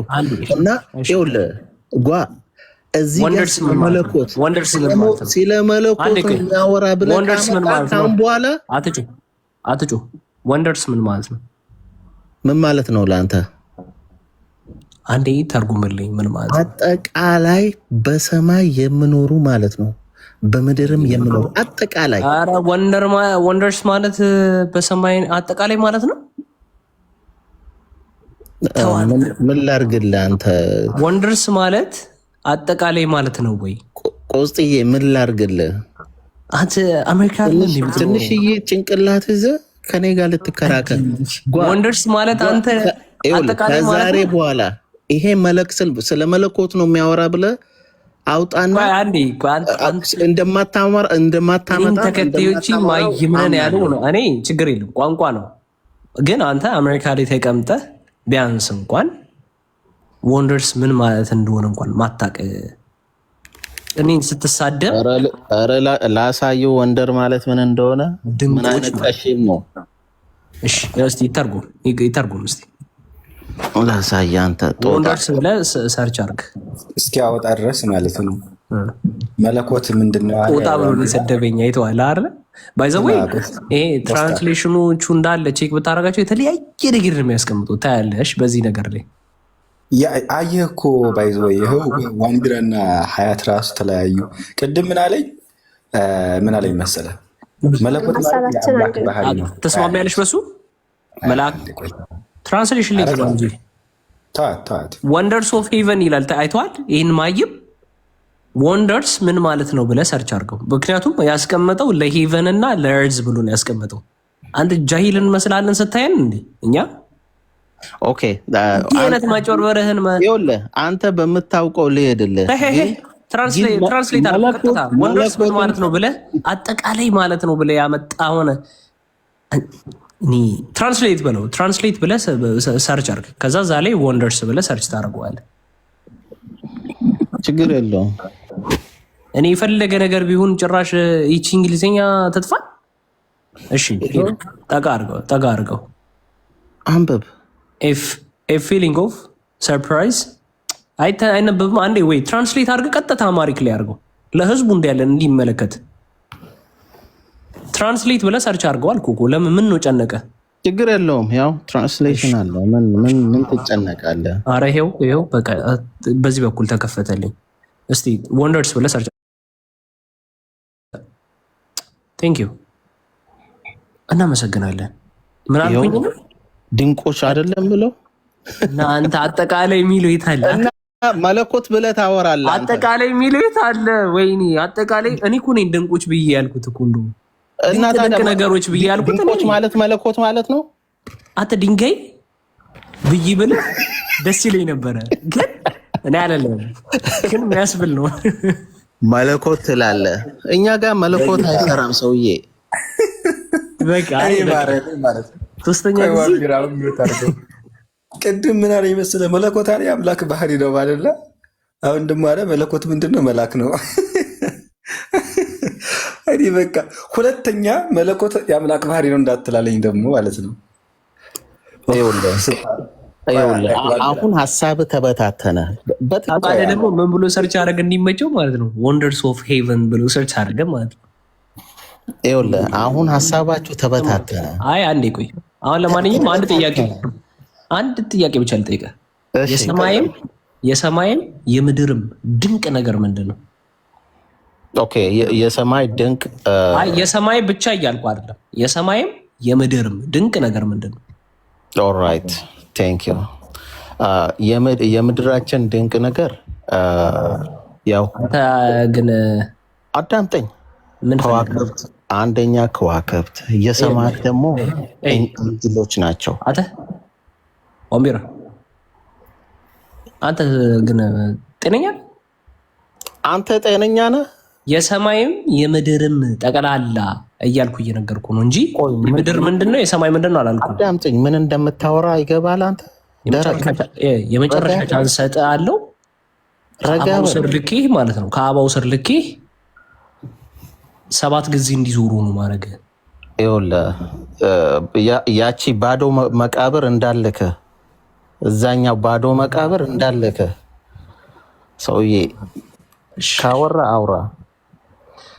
ዋምቢራ ይበቃ ወረደ ራስ። አይ ተበጠበጣቸው። መለኮት ብለህ ሁለተኛ እንዳታመጣ። እኔ አላስወርድህም። ውረድ። እወርዳለሁ፣ ችግር የለውም። ውረድ። ቀጥሉ። ውረድሽ ቆየ። ውረድ። ሀያት ቀጥሉ። እንዲህ አይነት ማይም ጋር ከማውራት ኮንስታንቲኖስ ለምን እንደምትሳደበው የሚሰድቧቸውን መርቁ እኮ ነው የተባልከው። አያት ቆይ አንድማ ባይዘዊ ቆስጣ ምን ታዘብኩ መሰለ ውዱ ነብያቸው እስልምና ለ73 ይከፈላል ብሎ ነበርና አይ ቲንክ ሁለቶችን ያገኘን መስለኝ ሀያትንና ዋምቢራን። በአንተ ቤት ፖለቲካ መስራት ነው፣ ችግር የለውም። ጭራሽ የማይገናኝ ነገር ነው ያመጣው። ለሁለተኛው እንዳታመጣው እሺ። እንደ ወንድምነት እመክራለሁ። መለኮት ብለህ የአረብኛውን ቃል እንዳማረው አንድ አይነት አለው ብለህ ኖ ቆይ አንዴ ሀያት ለምሳሌ አንቺ ማነው እሱ ድንቅ ነገር ነው አልሽኝ፣ አንቺ ደግሞ ንግስና ነው አልሽኝ፣ ወይም ንጉስነት ነው አልሽኝ። እና ንግስና ያልኩት ሰማይና ምድር ላይ ያለው በሙሉ ነገር አላህ ሱብሃነሁ ወተዓላ አሳየው ነው እንጂ ያልኩት። ሀያት ፕሊስ አንዴ ስምኝ እሺ። የሰማይና የምድር ንጉስ ማን ነው ብላችሁ አታሙ። እኔ የሰማይና የምድር ንግስና ማለት ነው። ንግስና የሚለው አረብ አስተራ እኔ እያወራሁኝ ቆይ እንጂ ሀያት እድል ሰጥሻለሁ። በፈለጋችሁት ብትረጉሙት ከአላህ ወዴትም አይሄድም። ንግስና ብትሉት ንጉሱ ማን ነው? የሰማይና ምድር ንጉስ አላህ። አይ ድንቅ ነገር ነው ብትሉት የሰማይና የምድር ድንቅ ነገር ማን ነው? ጎቤስ ላይ አላህ ብላችሁ ነው የምታምኑ። ለዛ እና የምድር ንጉስ አልኩ እንዴ? በአማርኛ ለራሱ እንግባባ አልቻልንም። ችግር የለውም። ባይዛይ ይሄን ወደዚህ ያመጣን ወንድምሽ ነው እኮ አንተ ለሁለተኛው ይሄ መለኮት የሚለው የአምላክ ባህሪ ነው ብለህ እንዳታመጣው። አይደለም አላስፋኑ ታላ እዛው ላይ ግልጽ ነው። ወንድምሽ ነው ያለው። ምን አለ መለኮት? አንተ በአማርኛ ስለምትግባቡ ነው። ይሄ ደግሞ ይሄ መለኮት የሚለው የአላህን ባህሪ አይደለም የሚይዘው እዚህ ቁርአን ላይ የመጣው። ያንን ካላየው በደንብ እንድታዩ ነው ነገር። መለኮት የተባለው ምንድን ነው? እዛ ላይ ግልጽ ነው። ምንድን ነው እስቲ ንገሪኝ። መለኮት ምንድን ነው? መለኮት ወደ ጥያቄው እንግባ። እኔ አይደለሁም ሀሳቡን የወጣሁት። እሺ አላህ መለኮት አይደለም እኮ አረብኛው ቃል ላይ መለኮት የሚል አላህ አይመጣም ስለዛ አላህ መለኮት አይደለም ወይም እዛ ላይ መለኮት የተባለው አላህ አይደለም። አረብኛ ቁርአን የወረደው በአረብኛ ነው። አረብኛ ላይ ለአላህ ሱብሃነሁ ወተዓላ መለኮት ተብሎ አይገባም ያልኩ። ስለዛ አላህ አይደለም መለኮት የተባለው ማለት ነው አይደለም። አረብኛው ላይ ችግር የለም። አረበኛም ብታይ ችግር የለም። እሺ አረበኛው ስለዛ አረበኛው ላይ መለኮት የሚለው ቃል ለአላህ አልገባም። ካላሳየኝ ስለዛ አላህ አይደለም መለኮት የተባለው። እሺ መለኮት ማለት ምን ማለት ነው? ሀያት ከድርቅሽ ታውቃታለህ። ስለዚህ በቃ ጀስ ጥያቄዋ ላይ ፎከስ ታርግና አላህ መለኮት አይደለም ማለች እኮ የሚገርም እኮ ነው። እሺ ለማንኛውም ጠይቂ። አውዝ ቢላ። እሺ ቀጥይ። እሺ በሌላ ቀን እናወራበታለን በሰፊው። እሺ ምን ሆነ? ኦኬ እኔ ሀሳቤን ለራሱ ተበተነ። ምን ነው እናወራለን? እሺ ሌላ ቀን የአሁኑን ጥቅስ ያመጣውን መለኮት የሚለውን አሁን ማለት ነው። ሀሳቤ ግን ተበታትኗል። ምንድነው አምላክ የማይጨበጥ አካል አለው ናልከኝ። የማይጨበጥ የማይዳሰስ ግን እንደዛ የማይጨበጥ የማይዳሰስ የሆነ አካል አለው ብዬ መያዝ ይችላለሁ። አካል ማለት ግዘፍ አካል አይደለም፣ እኔነት ነው። ግዘፍ አካል አይደለም፣ እኔነት። አዎ እኔነት አለው። አዎ እሺ ያ እኔነቱ የት ነው የሚኖረው? ሙሉ በኩል ላይ ነው ማለት የአካሉ ሁሉም ቦታ ነው ያለው። ግዘፍ አካል አይደለም። ይቅርታ እሺ፣ እኔ በምን ልግባባ? እኔነቱ እሺ እኔነቱ ሙሉ በኩል ላይ ነው። በባህሪው ያ አካል ወይም ያ እኔነት በባህሪው በሁሉ የመላ ነው። እኔነቱን ውስጥ አለ። ያው ይቅርታ እንደዛ ስላልከኝ መጠየቅ አለብኝ። ሁሉ ይኸውልሽ፣ አንቺ ከጊዜ በኋላ ነው የመጣሽው። ስለዚህ አንቺ ስትመጪ ከዛ ቦታ ላይ የሚጠፋ አይደለም። ለምሳሌ ውሃ ታውቂያለሽ አይደለ? ውሃ የሆነ ሳፋ ላይ አድርገን ከሳፋ ውስጥ የሆነ ድንጋይ ብናስቀምጥ ውሃውን ብናፈሰው ወደ ድንጋዩ ሰርጎ ሊገባ አይችልም። ውሃው ማለት ነው ግዘፍ ያለ የሆነ የሚዳሰስ ስለሆነ ወይም ቱል ስለሆነ ማለት ነው። መለኮት ግን ጊዜ ወይም ምንድነው ቦታ ከመኖሩ በፊት ጊዜ ከመኖሩ በፊት ስለነበረ መለኮት ሙሉ በኩል ነው። እርሱ ያለበት ቦታ የለም፣ በሁሉ ያለ ነው። መጽሐፈ ሄኖክ ምዕራፍ 2 ላይ በሁሉ በፊት የተገለጠ ነው፣ ከአንተም ሊሰውር የሚችል የለም፣ በሁሉ የመላህ ነው ላይ ያስቀምጠዋል። ስለዚህ በሁሉ የመላህ ነው፣ በሁሉ አለ፣ ሁሉ በፊቱ የተገለጠ ነው ለእርሱ። ለማን? ለመለኮት። ይህን እኮ ባይዘይ ትንሽ ጊዜ ቅድም ብትጠብቅኝና ምንድን ነው የሚያምኑት ብለሽ ብትታገሽ ቅድም በደንብ አድርጌ ላስረዳሽ ነበር፣ የምር ማለት ነው። ግን ትዕግስቱ የለሽም ሀያት።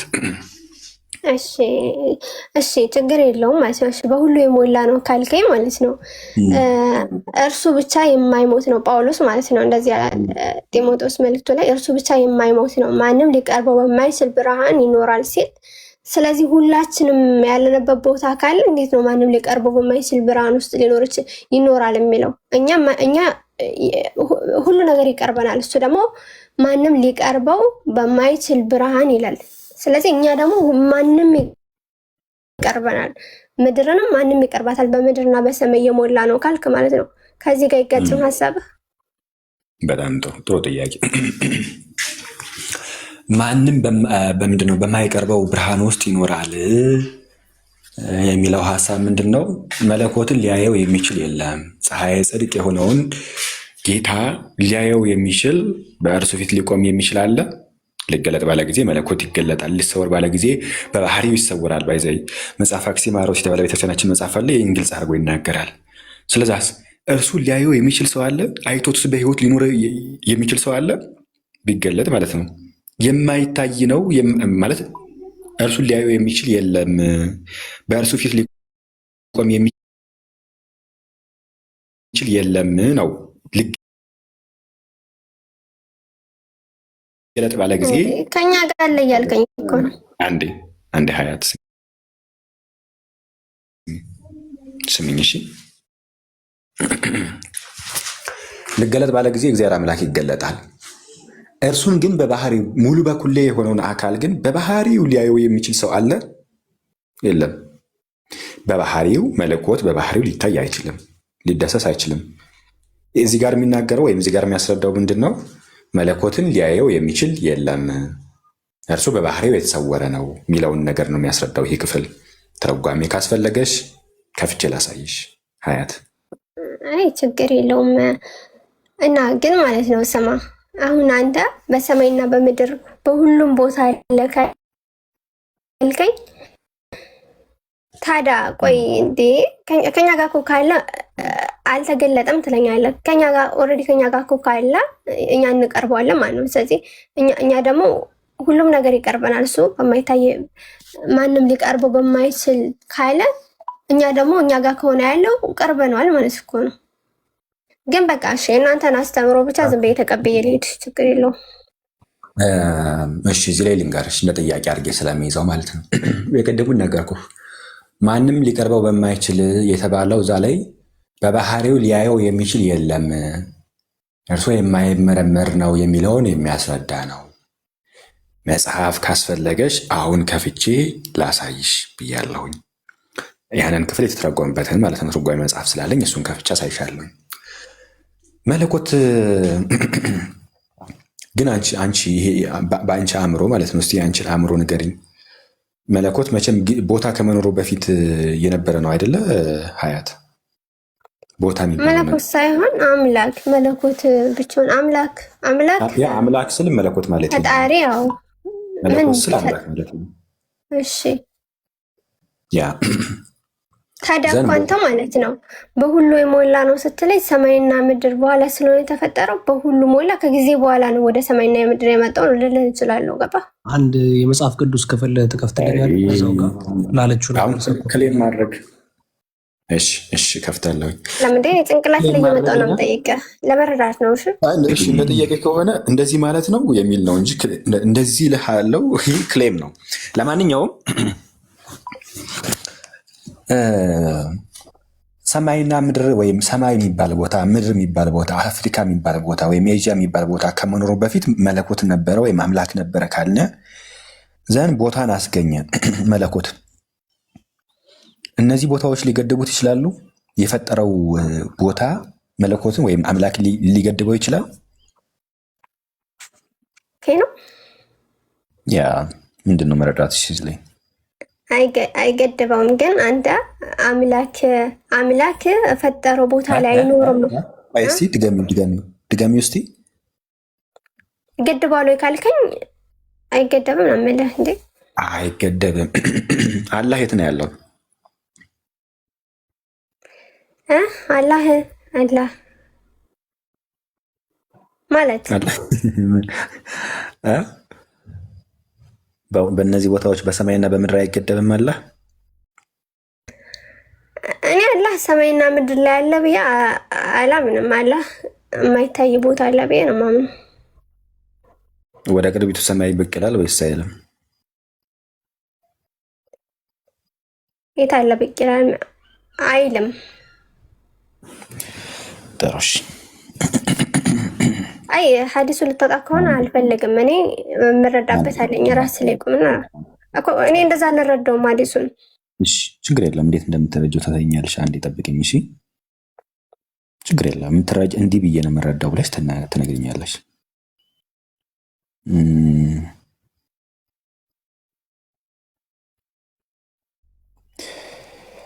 ኦኬ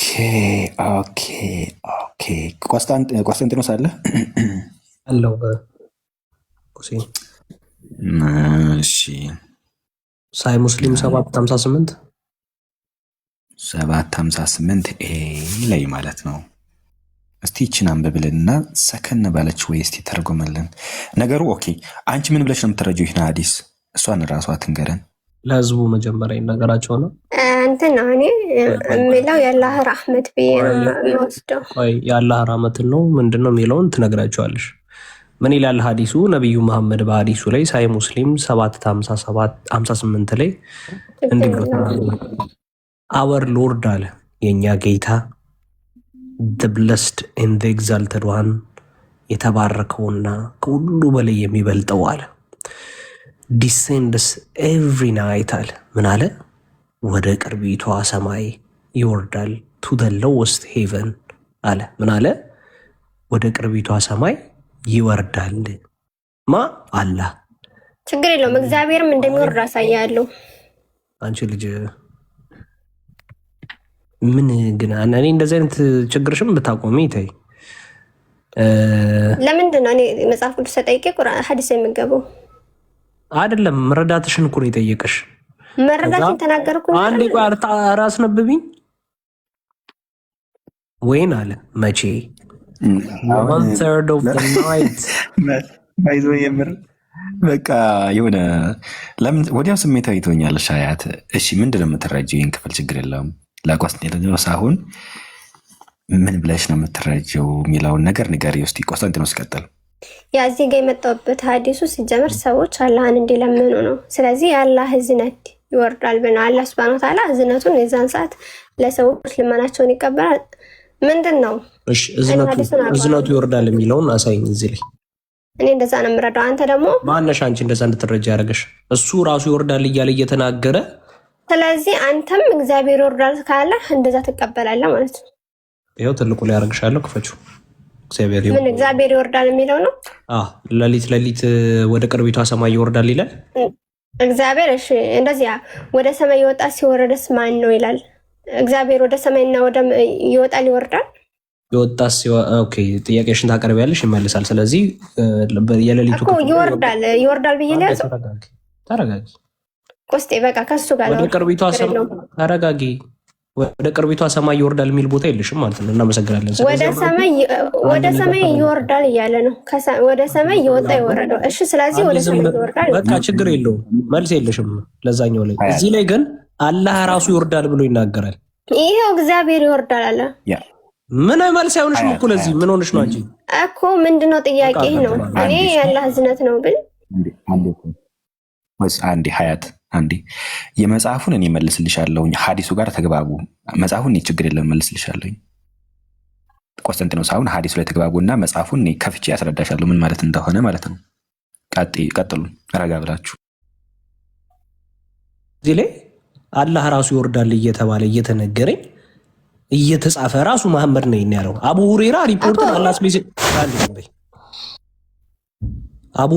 ሪፖርትድ አላህስ ሜሴንጀር ሰይድ አለ። በቃ እንዲህ ብሎ አቡ ሁሬራ ምን ብሎ ዘግቧል? ያለ መልእክተኛ እንደዚህ ብሎ ተናግረዋል አለ። ያለ መልእክተኛ ምን ብሎ ተናገረ? አላህ ወደ ቅርቢቱ ሰማይ ይወርዳል አለ። ያላህ እዝነቱ ነው ይወርዳል ያለው አላለም። ያላህ ምኑ ነው ይወርዳል ያለው አላለም። ማን ነው ይወርዳል ያለው? አላህ ራሱ ነው የሚወርደው። በቃ አላህ ራሱ ወደ ቅርቢቱ ሰማይ መቼ ነው የሚወርደው? when 1/3 of the night passed አለ። በቃ 1/3 ክፍል በቀረ ጊዜ ምን ይላል? ይወርዳል። ይሄው 1/3 of the night part of the night left አለ። በቃ ስለዚህ እዚህ ላይ አላህ ራሱ ይወርዳል እያለኝ አንቺ ከየት አመጣሽ ነው ዝነቱ ይወርዳል የምትይኝ?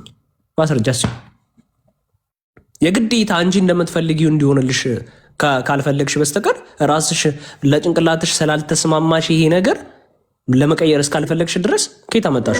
እሺ እግዚአብሔር የአዳም ልጆች የሰሩትን ግንብ ለማስወረድ ይላል። ኢየሱስ ስለ መጽሐፉ እሱን እኔን ትጠይቅኛለሽ አልሽ። በቃ እኔ መልሻለሁ፣ አንተ መልስልኝ። ማስረጃሽ የፈለግሽውን ማለት ነው። የፈለግሽውን እመልስልሻለሁ፣ ችግር የለውም። ኦኬ ጨራሽ። እሺ ይህን ልመልስልሽ። በቃ ምንም ልትመልሰውን ፈቃደኛ ስላይደለች ይህን ልመልስልሽ። ይወርዳል ምናምን የሚለውን ሀሳብ ማለት ነው። መጽሐፍ ቅዱሱ እግዚአብሔር መንፈስ ነው ብሎ ያስቀምጠዋል። መንፈስ ደግሞ የሚታይ የሚጨበጥ አይደለም። አላህ አካል አለው። ቤስሊ አካል ስላለው ወረደ ቢባል የሆነ ከሰማይ ታጥቶ አካል አለው ብሎ ማስረጃ አንዴ እሺ፣ አንዴ ፕሊዝ ሀያት ረጋቤ። እሺ አካል አለው የሚለውን ማስረጃ ያለ ማስረጃ አላወራም። ለምሳሌ አለው ከተባሉት አካሎች መካከል አንዱ ይሄ ነው።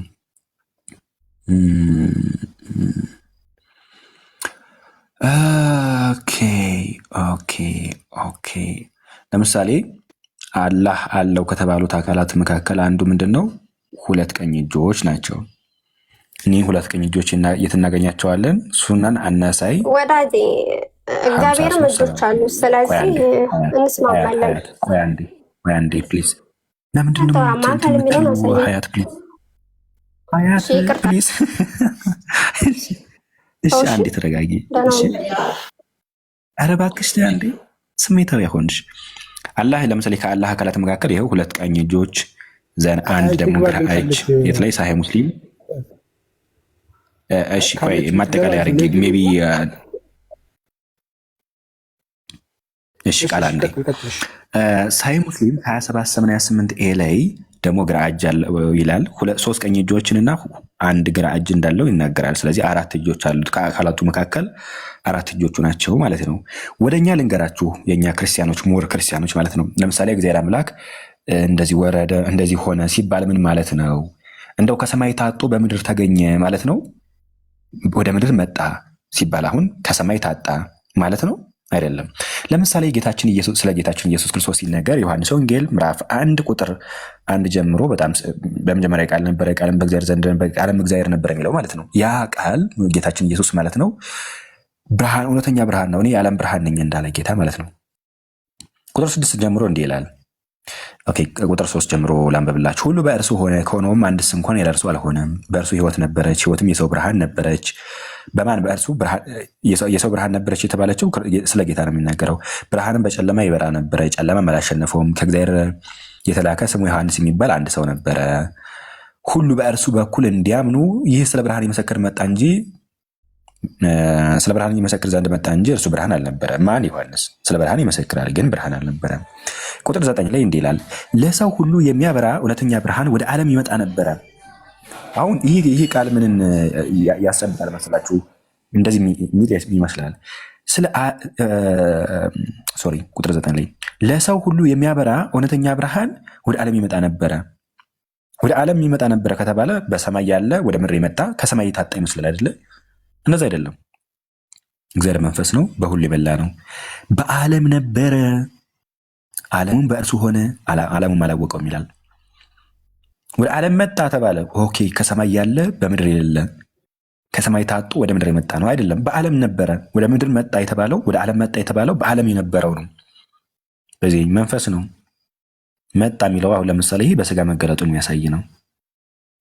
ከሰማይ የነበረው ወደ ምድር የሚመጣው ማለት ነው። ቀጥሎ ደግሞ ዮሐንስ ወንጌል ምዕራፍ 3 ቁጥር 13 ላይ ደግሞ እንዲህ ይላል። አንደኛ ይህን እናየዋለን። ከሰማይ ከወረደው በቀር ወደ ሰማይ የወጣ ማንም የለም፣ እርሱም በሰማይ የሚኖር የሰው ልጅ ነው አለ ጌታ። ከሰማይ ከወረደው በቀር አለ። ከሰማይ ወርጃለሁ አለ ጌታ። ወደ ሰማይ የወጣ ማንም የለም። ኦኬ ከሰማይ ወርዷል። ጌታችን በስጋ እያለን ይህን ነገር የሚናገረው እርሱም በሰማይ የሚኖረው የሰው ልጅ ነው አለ። አለሁኝ በሰማይ አለ። ኦኬ በምድር ተገልጧል። ወርጃለሁ አለ። ከሰማይ ታጦ ነው አይደለም። በሰማይ የሚኖረው በሰማይም አለ ማለት ነው። በምድር አለ አለ። በሰማይ ኧረ አለ። ወደ ሰማይ ቦታ አንተ በዚህ አለ፣ ወደ ምድር ቦርድ አንተ በዚህ አለ። ሙሉ በኩል ነህ ብሎ እንዲያስቀምጠው ማለት ነው።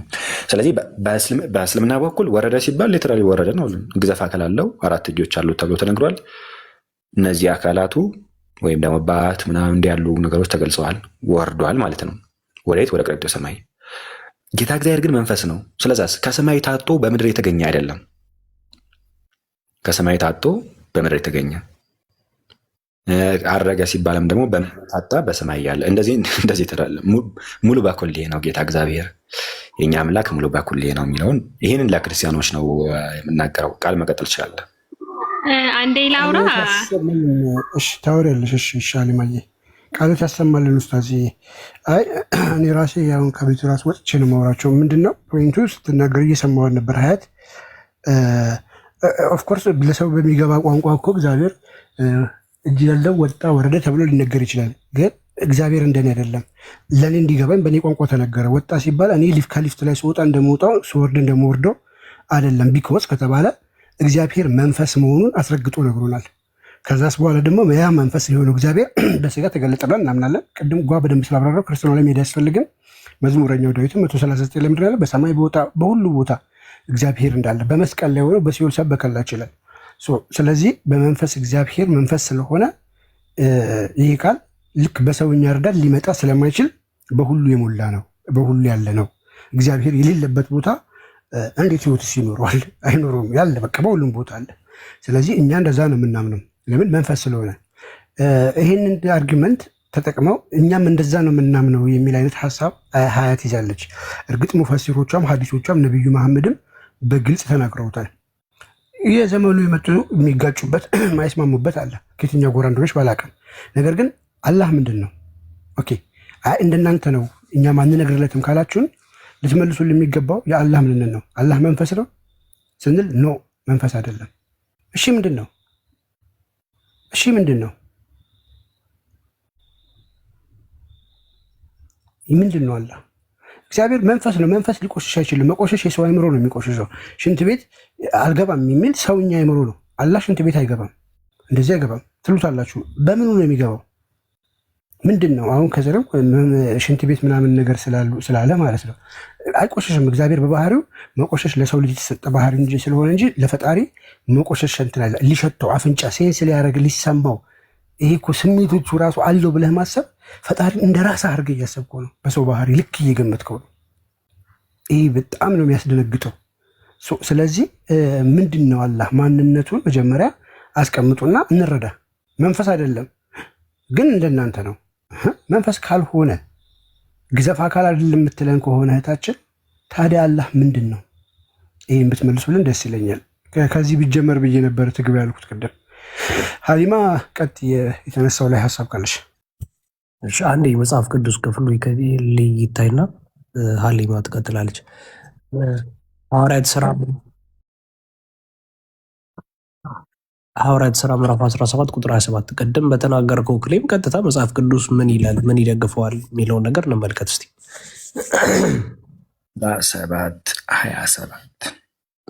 17 ላይ ምን ይላል እስቲ እንመልከተው።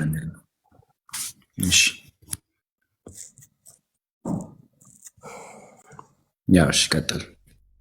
እሺ ምናልባትም እየመረመሩ ያገኙት እንደሆነ እግዚአብሔርን ይፈልጉ ዘንድ በምድር ሁሉ ላይ እንዲኖሩ የሰውን ወገኖች ሁሉ ከአንድ ፈጠረ።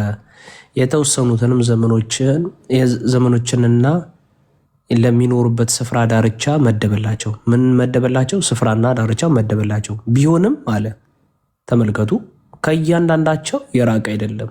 ከምን አለ? ከእያንዳንዳቸው የራቀ አይደለም። ምን ተመደቦላቸዋል? ለእያንዳንዱ ስፍራና ዳርቻ ተመደቦላቸዋል። ግን ከነዚህ ስፍራና ከነዚህ ዳርቻ እግዚአብሔር አምላክ ምን ያለ አይደለም፣ ምንም ቢሆን ለእያንዳንዳቸው የራቀ አይደለም። ከእናንተ ከባለቅኔዎች አንዳንዶቹ ደግሞ እኛ ደግሞ ዘመዶቹ ነንና ብለው እንደተናገሩ በእርሱ ሕያዋን ነንና እንንቀሳቀሳለን እንኖራለን። ምንም በማ በእርሱ። ስለዚህ የእግዚአብሔር ኤግዚስት ማድረግ በፍጥረቶቹ ላይ እንመለከታለን። እግዚአብሔር ስላልተሆን በክሬሽኑ ላይ ባለው ነገር ላይ በዚህ ፍጥረት ላይ ታያላችሁ፣ ትመለከታላችሁ። ስለዚህ መጽሐፍ ቅዱስ ምንድን ነው የሚለን? እያንዳንዱ ስፍራ አለ፣ እያንዳንዱ ዳርቻ አለው። ከነዛ እያንዳንዱ ስፍራዎችና ዳርቻዎች ደግሞ እግዚአብሔር አምላክ የራቀ አይደለም። ምን ያለ ነው? ሙሉ በኩሌ ነው፣ በሁሉ ያለ ነው። ስለዚህ እግዚአብሔር አምላክ ይሄ ነው። ኤኒዌይስ ጨምሩ ትንሽ ድምፄ እንትን እያለች ስለሆነ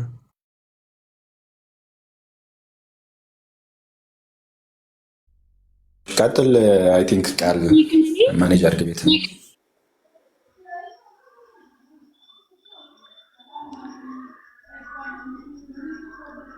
ልጠይቅ እሰማለሁ። ይቻላል። አውሪ። እሺ፣ በስጋ የተገለጠው ማን ነው? በስጋ የተገለጠው ማን ነው? የማንነት ጥያቄ ነው። ማን? ወልድ። በስጋ ተገልጧል። አምላክ ነው በስጋ የተገለጠው ወይም ፈጣሪ ነው? ያ ማን ለማንነት ነው የሚጠየቀው? ምንድን ብላሽ ጠይቂ። ምን ብላሽ ከጠየቅሽ ደግሞ መለኮት። ምንነትና ማንነት የሚባል አለ። ለምሳሌ አንቺን ሳውዳ ምንድነሽ ብዬ ብጠይቅሽ ሳውዳ ነኝ ትያለሽ? ምንድነሽ ስትለኝማ ሰው ነኝ ነው የምልህ። ማነሽ ብለሽሳ? ሰሜን ነው። ማነሽ ካልከኛ ያው። ስለዚህ ማን ነው የተገለጠው አልሽኝ? የማንነት ጥያቄ ነው። ወልድ። ምንድን ነው ካልሽኝ? ወልድ መለኮት ነው። ስለዚህ አምላክ ብዬ ነግሬሻለሁ ማለት ነው። እሺ፣ አምላክ ነው በስጋ የተገለጠው? አዎ። አምላክ በስጋ ተገለጠ የሚል አለ መጽሐፍ ቅዱስ ላይ? አዎ። እሺ አምላክ በስጋ ተገለጠ የሚል አሳየኝ። እሺ ዮሐንስ ወንጌል ምዕራፍ 1 ቁጥር 1 ላይ ቃል እግዚአብሔር እንደሆነ ይናገርና ያ ቃል ደግሞ መለኮት የሆነው እግዚአብሔር የሆነው ቃል ደግሞ ቃልም ስጋ ሆነ ይላል እኮ። ቃል ስጋ ሆነ ነው እንጂ የሚለው ፈጣሪ ስጋ ሆነ አይልም። ቃል እኮ ፈጣሪ ነው እኮ ቃል ፈጣሪ እኮ ነው። ቃል ላሳይሽ፣ ቃል ፈጣሪ ነው። አዎ ሰማያት የጸኑት እኮ በቃል ነው። ሰማያት የተፈጠሩት ሰማያት የጸኑት በቃል ነው። ስለዚህ ዮሐንስ ወንጌል በጣም ብዙ ማስረጃዎችን አሁን በደንብ አድርገሽ ስሚ። ዮሐንስ ወንጌል ምዕራፍ 1 ላይ በመጀመሪያ ቃል ነበረ፣ ቃልም በእግዚአብሔር ዘንድ ነበረ። ቃል ምንድን ነው? እግዚአብሔር ነው፣ መለኮት ነው። ዘንድ መለኮት የሆነው ያ ቃል ወይም አምላክ ማለት ነው። ቃልም ስጋ ሆነ። ምንድን ነው ስጋ የሆነው ቃል? ቃል ደግሞ ምንድን ነው? እግዚአብሔር። ስለዚህ እግዚአብሔር ሰው ሆነ የሚለውን ነገር ያስጨብጠናል። አንድ ሁለተኛ ሮሜ ምዕራፍ 9 ቁጥር 5 ላይ ደግሞ እንዲህ ይላል እግዚአብሔር ሰው ሆነ የሚለው አልገባኝም። መጀመሪያ እኮ ብዙ ማስረጃ ላሳይሽ ብዬ እኮ ነው። ሲበዛ እኮ አይገባኝም። እያስረዳኝ ቢሆን የተሻለ ነው። በአጭሩ እንዲህ ዮሐንስ ወንጌል ምዕራፍ 1 ቁጥር 1 ላይ እንዲህ ይላል በመጀመሪያ ቃል ነበረ፣ ቃልም በእግዚአብሔር ዘንድ ነበረ። ቃል ምንድን ነበረ ይላል? ቃልም እግዚአብሔር ዘንድ እግዚአብሔር ነበር ይላል። ቃል ምንድን ነው አለ? እግዚአብሔር ነበረ ይላል። ቴንኪው። ቃል ምንድን ነው? እግዚአብሔር ነበረ። ያ ቃል ደግሞ እግዚአብሔር ነው። ቃል ሆነ፣ ሁሉ በእርሱ ሆነ ነው የሚለው። ይኸው ይህም በመጀመሪያ በእግዚአብሔር ዘንድ ነበረ ካለ በኋላ ሁሉ በእርሱ ሆነ። በማን? በቃል። ከሆነውም አንድስ እንኳን ያለ እርሱ አልሆነም። ሁሉን የፈጠረ ነው ወይም መለኮት ነው፣ አምላክ ነው አለ። ማን? ቃል። የአምላክ የሆነው ቃል ደግሞ ቃል ምን ሆነ ይላል? ሳውዳ ቃልም ስጋ ሆነ ይላል።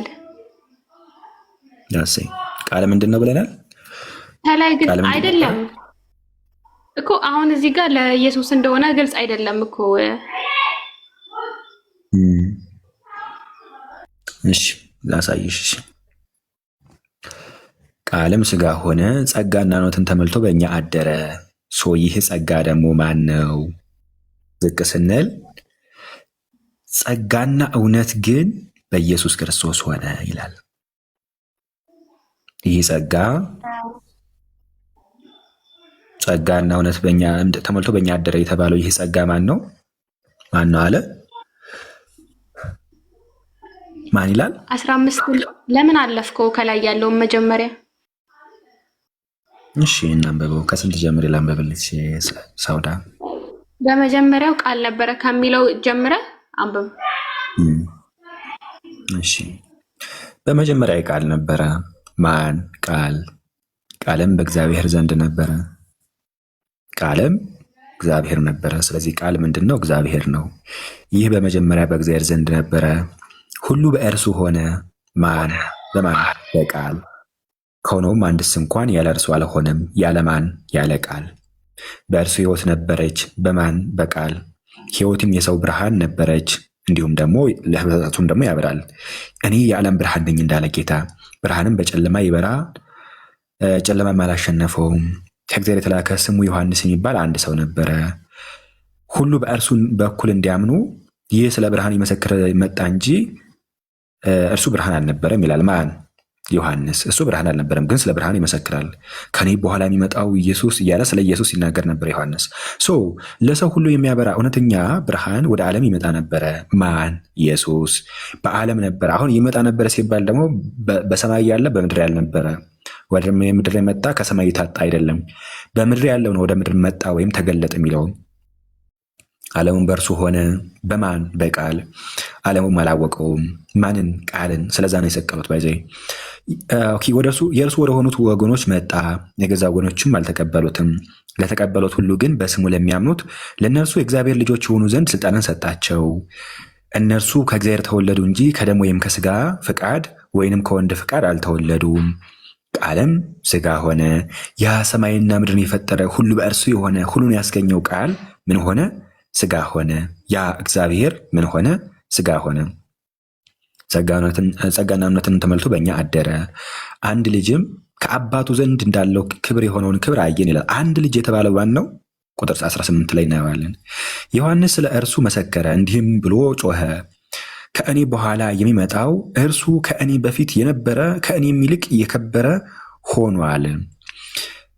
ስለ እርሱም ያየሁት ይህ ነበረ። እኛም ሁላችን ከሙላቱ ተቀበልን፣ በጸጋ ላይ ጸጋ ተሰጥቷል። ሕግ በሙሴ ተሰጥቶናል ነበርና ጸጋና እውነት ግን በኢየሱስ ክርስቶስ ሆነ። ስለ ብርሃን ይመሰክር ነበር። ያ ብርሃን ማን ነው? ኢየሱስ ነው። መቼም ቢሆን እግዚአብሔርን ያየው አንድስ እንኳን የለም። በአባቱ እቅፍ ያለ አንድያ ልጁ ተረከው። ያ ልጁ ደግሞ ማን ነው? እግዚአብሔር ልጅ እንደመጣ እውነተኛ የሆነውን እናውቅ ዘንድ ልቡና እንደሰጠን እናውቃለን። እውነተኛም በሆነው በእርሱ አለን። እርሱም ልጁ ኢየሱስ ክርስቶስ ነው። እርሱም እውነተኛ አምላክና የዘላለም ሕይወት ነው ይላል። ኢየሱስ ምንድን ነው? እሱ እውነተኛ አምላክና የዘላለም ሕይወት ነው። እሱ ምንድን ነው? ኢየሱስ እግዚአብሔር ነው። እግዚአብሔር ቃል፣ ያ ቃል ደግሞ ስጋ ሆኗል። የአምላክ ደግሞ ስጋ ሆኗል። ይህንን በጣም ብዙ ማስረጃ ማምጣት እንችላለን። በዚህ በጣም እልፍ ማስረጃ።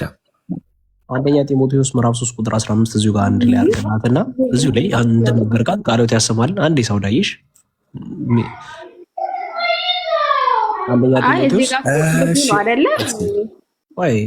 ጢሞቴዎስ ያዥ ጥያቄ አድርጊና ማለት ነው።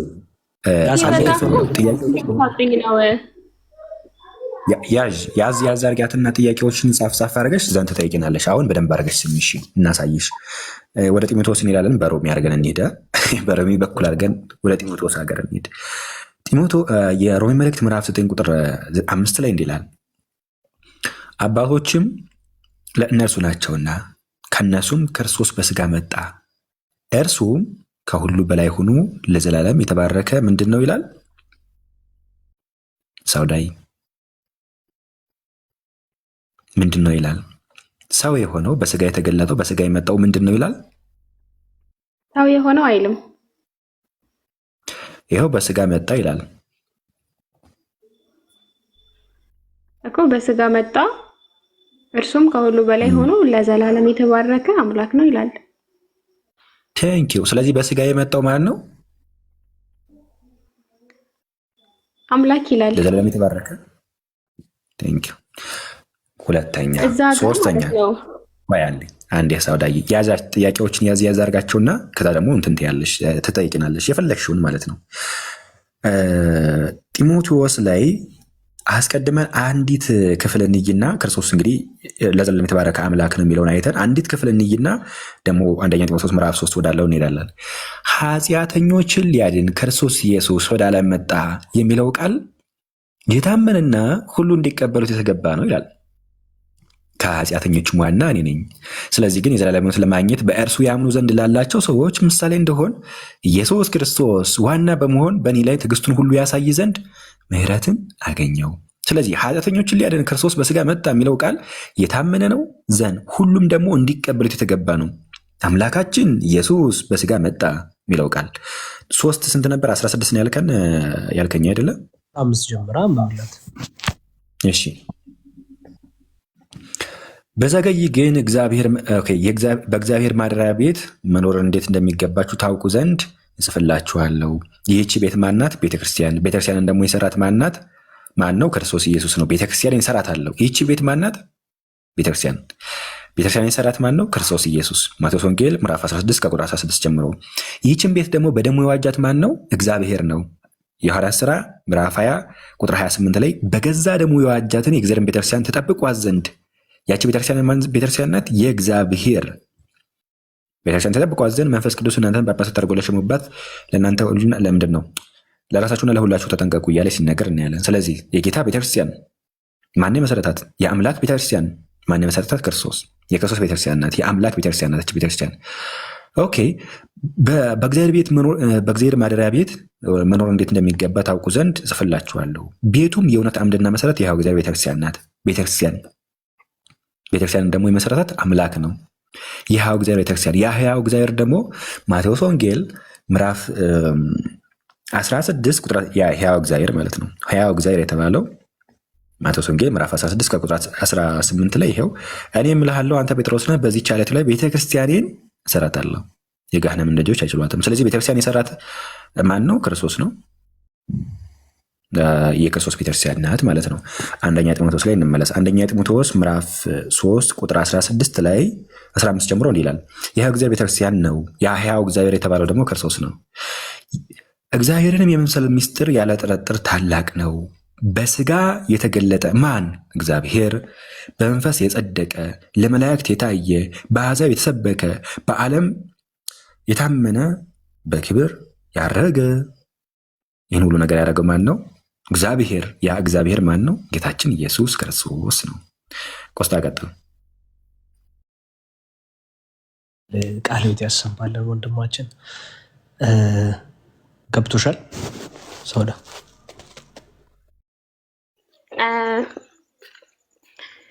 ማለት ራሱ አምላክ በስጋ ከተገለጠ ለምን ልጅ ተባለ? ምክንያቱም መጀመሪያ ኦኬ፣ ለምን ልጅ ተባለ? ኦኬ፣ እሺ። ከአብ የተወለደ ስለሆነ ከአብ ልብነት የተወለደ ስለሆነ ቃል ወልድ ቃልነት፣ ከዛ አንጻር ፈጣሪ አይደለም ማለት ነው፣ ግን የፈጣሪ ልጅ ነው ማለት ነው። ከአብ ልብነት የተገኘ ወልድ ቃልነት ስለሆነ ልጅ ተብሏል። ልጅ ማለት የቋንቋ ድክመት እጥረት ነው።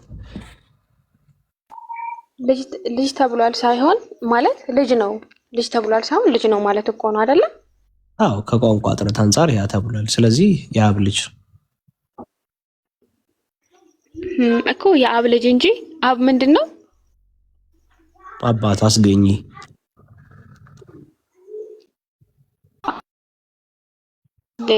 ስለዚህ ከአብ የተገኘ ልጅ እንጂ ራሱ አብ አይደለም ማለት ነው።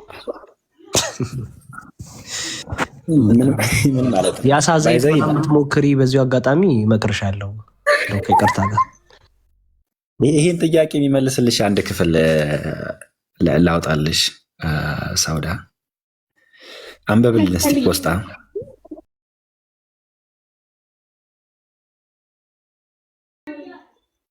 ማን የሰጠሽ? ማን የሰጠሽ? ችግር የለውም አከፍሪም፣ አንብቢው። አይ ሰማሁ እኮ ነው። ጨርስልኝ አንተ አንብቢው። እንዲህ ባይዘው በእንዲህ አይነት መጃጃል እኔ እንትን አይለኝም። የተጻፈውን አንብቢው። የእግዚአብሔር ልጅ እንደመጣ ማን የመጣው ስልሽ የእግዚአብሔር ልጅ ብለሽኛል። እውነተኛም የሆነውን እናውቅ ዘንድ ልቦናን እንደሰጠን እናውቃለን። እውነተኛም በሆነው በእርሱ አለን አለ። እርሱ የተባለው ማን ነው? እግዚአብሔር ልጅ። እሺ፣ እርሱም ልጁ አለ ኢየሱስ ክርስቶስ ነው አለሽ። ማን ነው አለሽ? ኢየሱስ ክርስቶስ አለ። እርሱ ምንድን ነው ደግሞ? እስቲ አንብቢው። እርሱ አለ ምንድን ነው? እውነተኛ አምላክና የዘላለም ሕይወት ነው ይላል። አለቀ። ሻሃዳ ይዘሻል። ተክቢር። እናመሰግናለን። እውነተኛ አምላክ አይደለም። ከጣዖት ራሳችሁን ራቁ፣ ከጨለማ ውጡ ብሎ ይላል ዮሐንስ። ስለዚህ እናመሰግናለን። ሻሃዳ ይዘሻል። አይደለም ወላ አልገባኝም። እኔ እኮ ጥያቄ ለምንድን ነው ልጅ የተባለው? አምላክ ከሆነ አምላክ ስጋ ከተገኘ ካልመን ምናምን እንትን ብትይ በጣም አሪፍ ነው ብታይ። እንዴ ሀቢብ እንዴት ነው? ሰላም ናችሁ? አይ በቃ እሺ፣ በቃኛል። የክርስቶስ አምላክነትን ኢየሱስ አምላክ ነው ስትል ሰማሁ ልበል? አዲስ ሻሃዳ ነው፣ ትኩስ ሻሃዳ ነው። ማሻአላ ብለናል። በርቺ ታችን፣ በዚሁ ላይ በርቺ። ኢየሱስ ክርስቶስ አምላክነቱን እንደመሰከርሽ አሁንም ታች ላሉት መልስ ሰጥተሻል። ኧረ ሀቢብ ተረጋጋ። እኔ አልመሰከርኩም። እናመሰግናለን። በጣም ደስ ይላል። ያ የተጻፈው ማንበብ ራሱ ትልቅ ነገር ነው። ኢየሱስ ክርስቶስ አምላክ ነው ብሎ መናገር ፍጡር ነው ለሚሉት ትክክለኛ መልስ ሰጥተሻል። እናመሰግናለን። ተክቢር ብለናል። ያ ፍጡር ነው የሚሉትም አንብቦ ሊሆን ይችላል እና እኔ አምላክ በስጋ ከተገለጠ ለምን ልጅ ተባለ ነው እኮ ጥያቄ። አይ እሷ እንደውም ቁጭ ብላ ትማርና አንድ ኡስታዝ ከታች በጣም እየዘለለች ነው፣ አስገቡኝ እስቲ ምናምን እያለች ነውና አንድ ቁጥር ጻፊ እስቲ። አሁን ይኸው ቦታ ስለተለቀቀልሽ አንድ ቁጥር ጻፊና ነጊ አንቺ ተምረሻል መሰለኝ አይደለ? ሳውዳይ ምናልባት አንቺን አቋርጬሽ እንዳይሆን ባይ ዘ ወይ አይ ቲንክ ሳውዳ የሆነ አለ አይደለ ማመን ምናምን አይጠበቅብሽ ይችላል። ግን ክርስቲያኖች የሚሉት ነገር ድምፅ አለ ታች ያለሽው እህታችን ክርስቲያኖች የሚሉት ነገር ወይም የሚያምኑት ነገር ከመጽሐፉ አለ የሚለውን ነገር መረዳትሽ ራሱ አንድ ነገር ነው። ጀስ መረዳትሽ ማለት ነው። ከዛም እንግዲህ አገናዝቢ ነገሮችን እይ። ከዛ ማንም አያስገደድሽም። ባይዘው ጌታ እግዚአብሔር ነፃ ፈቃድን ያልነፈገሽ አልቀደረብሽም። ማንም ነፃ ፈቃድሽን ሊነፍግሽ አይችልም። አእምሮሽን መጠቀም ትችላለሽ ማለት ነው። ማንም በአንቺ ህይወት ነፃ ፈቃድሽን ሊነፍግሽ የሚችል የለም፣ ሊቀማሽ የሚችል የለም። እና እንደዛ ነው። ያው አእምሮን መጠቀም ጥሩ ነው። እንደዛ ነው። በርቺ፣ ጠንክሪ፣ ጠይቂኝ። ጀስት ክርስቲያኖች ምን ያምናሉ? ክርስቲያኖች የምታምኑት ነገር ስህተት ነው ብሎ ራሱ ለመናገር ምንድን ነው የሚያምኑት ብለሽ ራሱ ማወቅ አለብሽ። ጠይቂያሻቸው ማወቅ አለብሽ። እንዲህ ብላችሁ ማመናችሁ ስህተት ነው ለማለት ራሱ ማለት ነው። እንዲህ ብላችሁ ማመናችሁ ስህተት ነው ለማለት ማወቅ አለብሽ፣ ምናምነውን ነገር። አሁን ምንም ምናምነውን ሳታውቁ ለመተቸት በጣም ከባድ ይሆናል።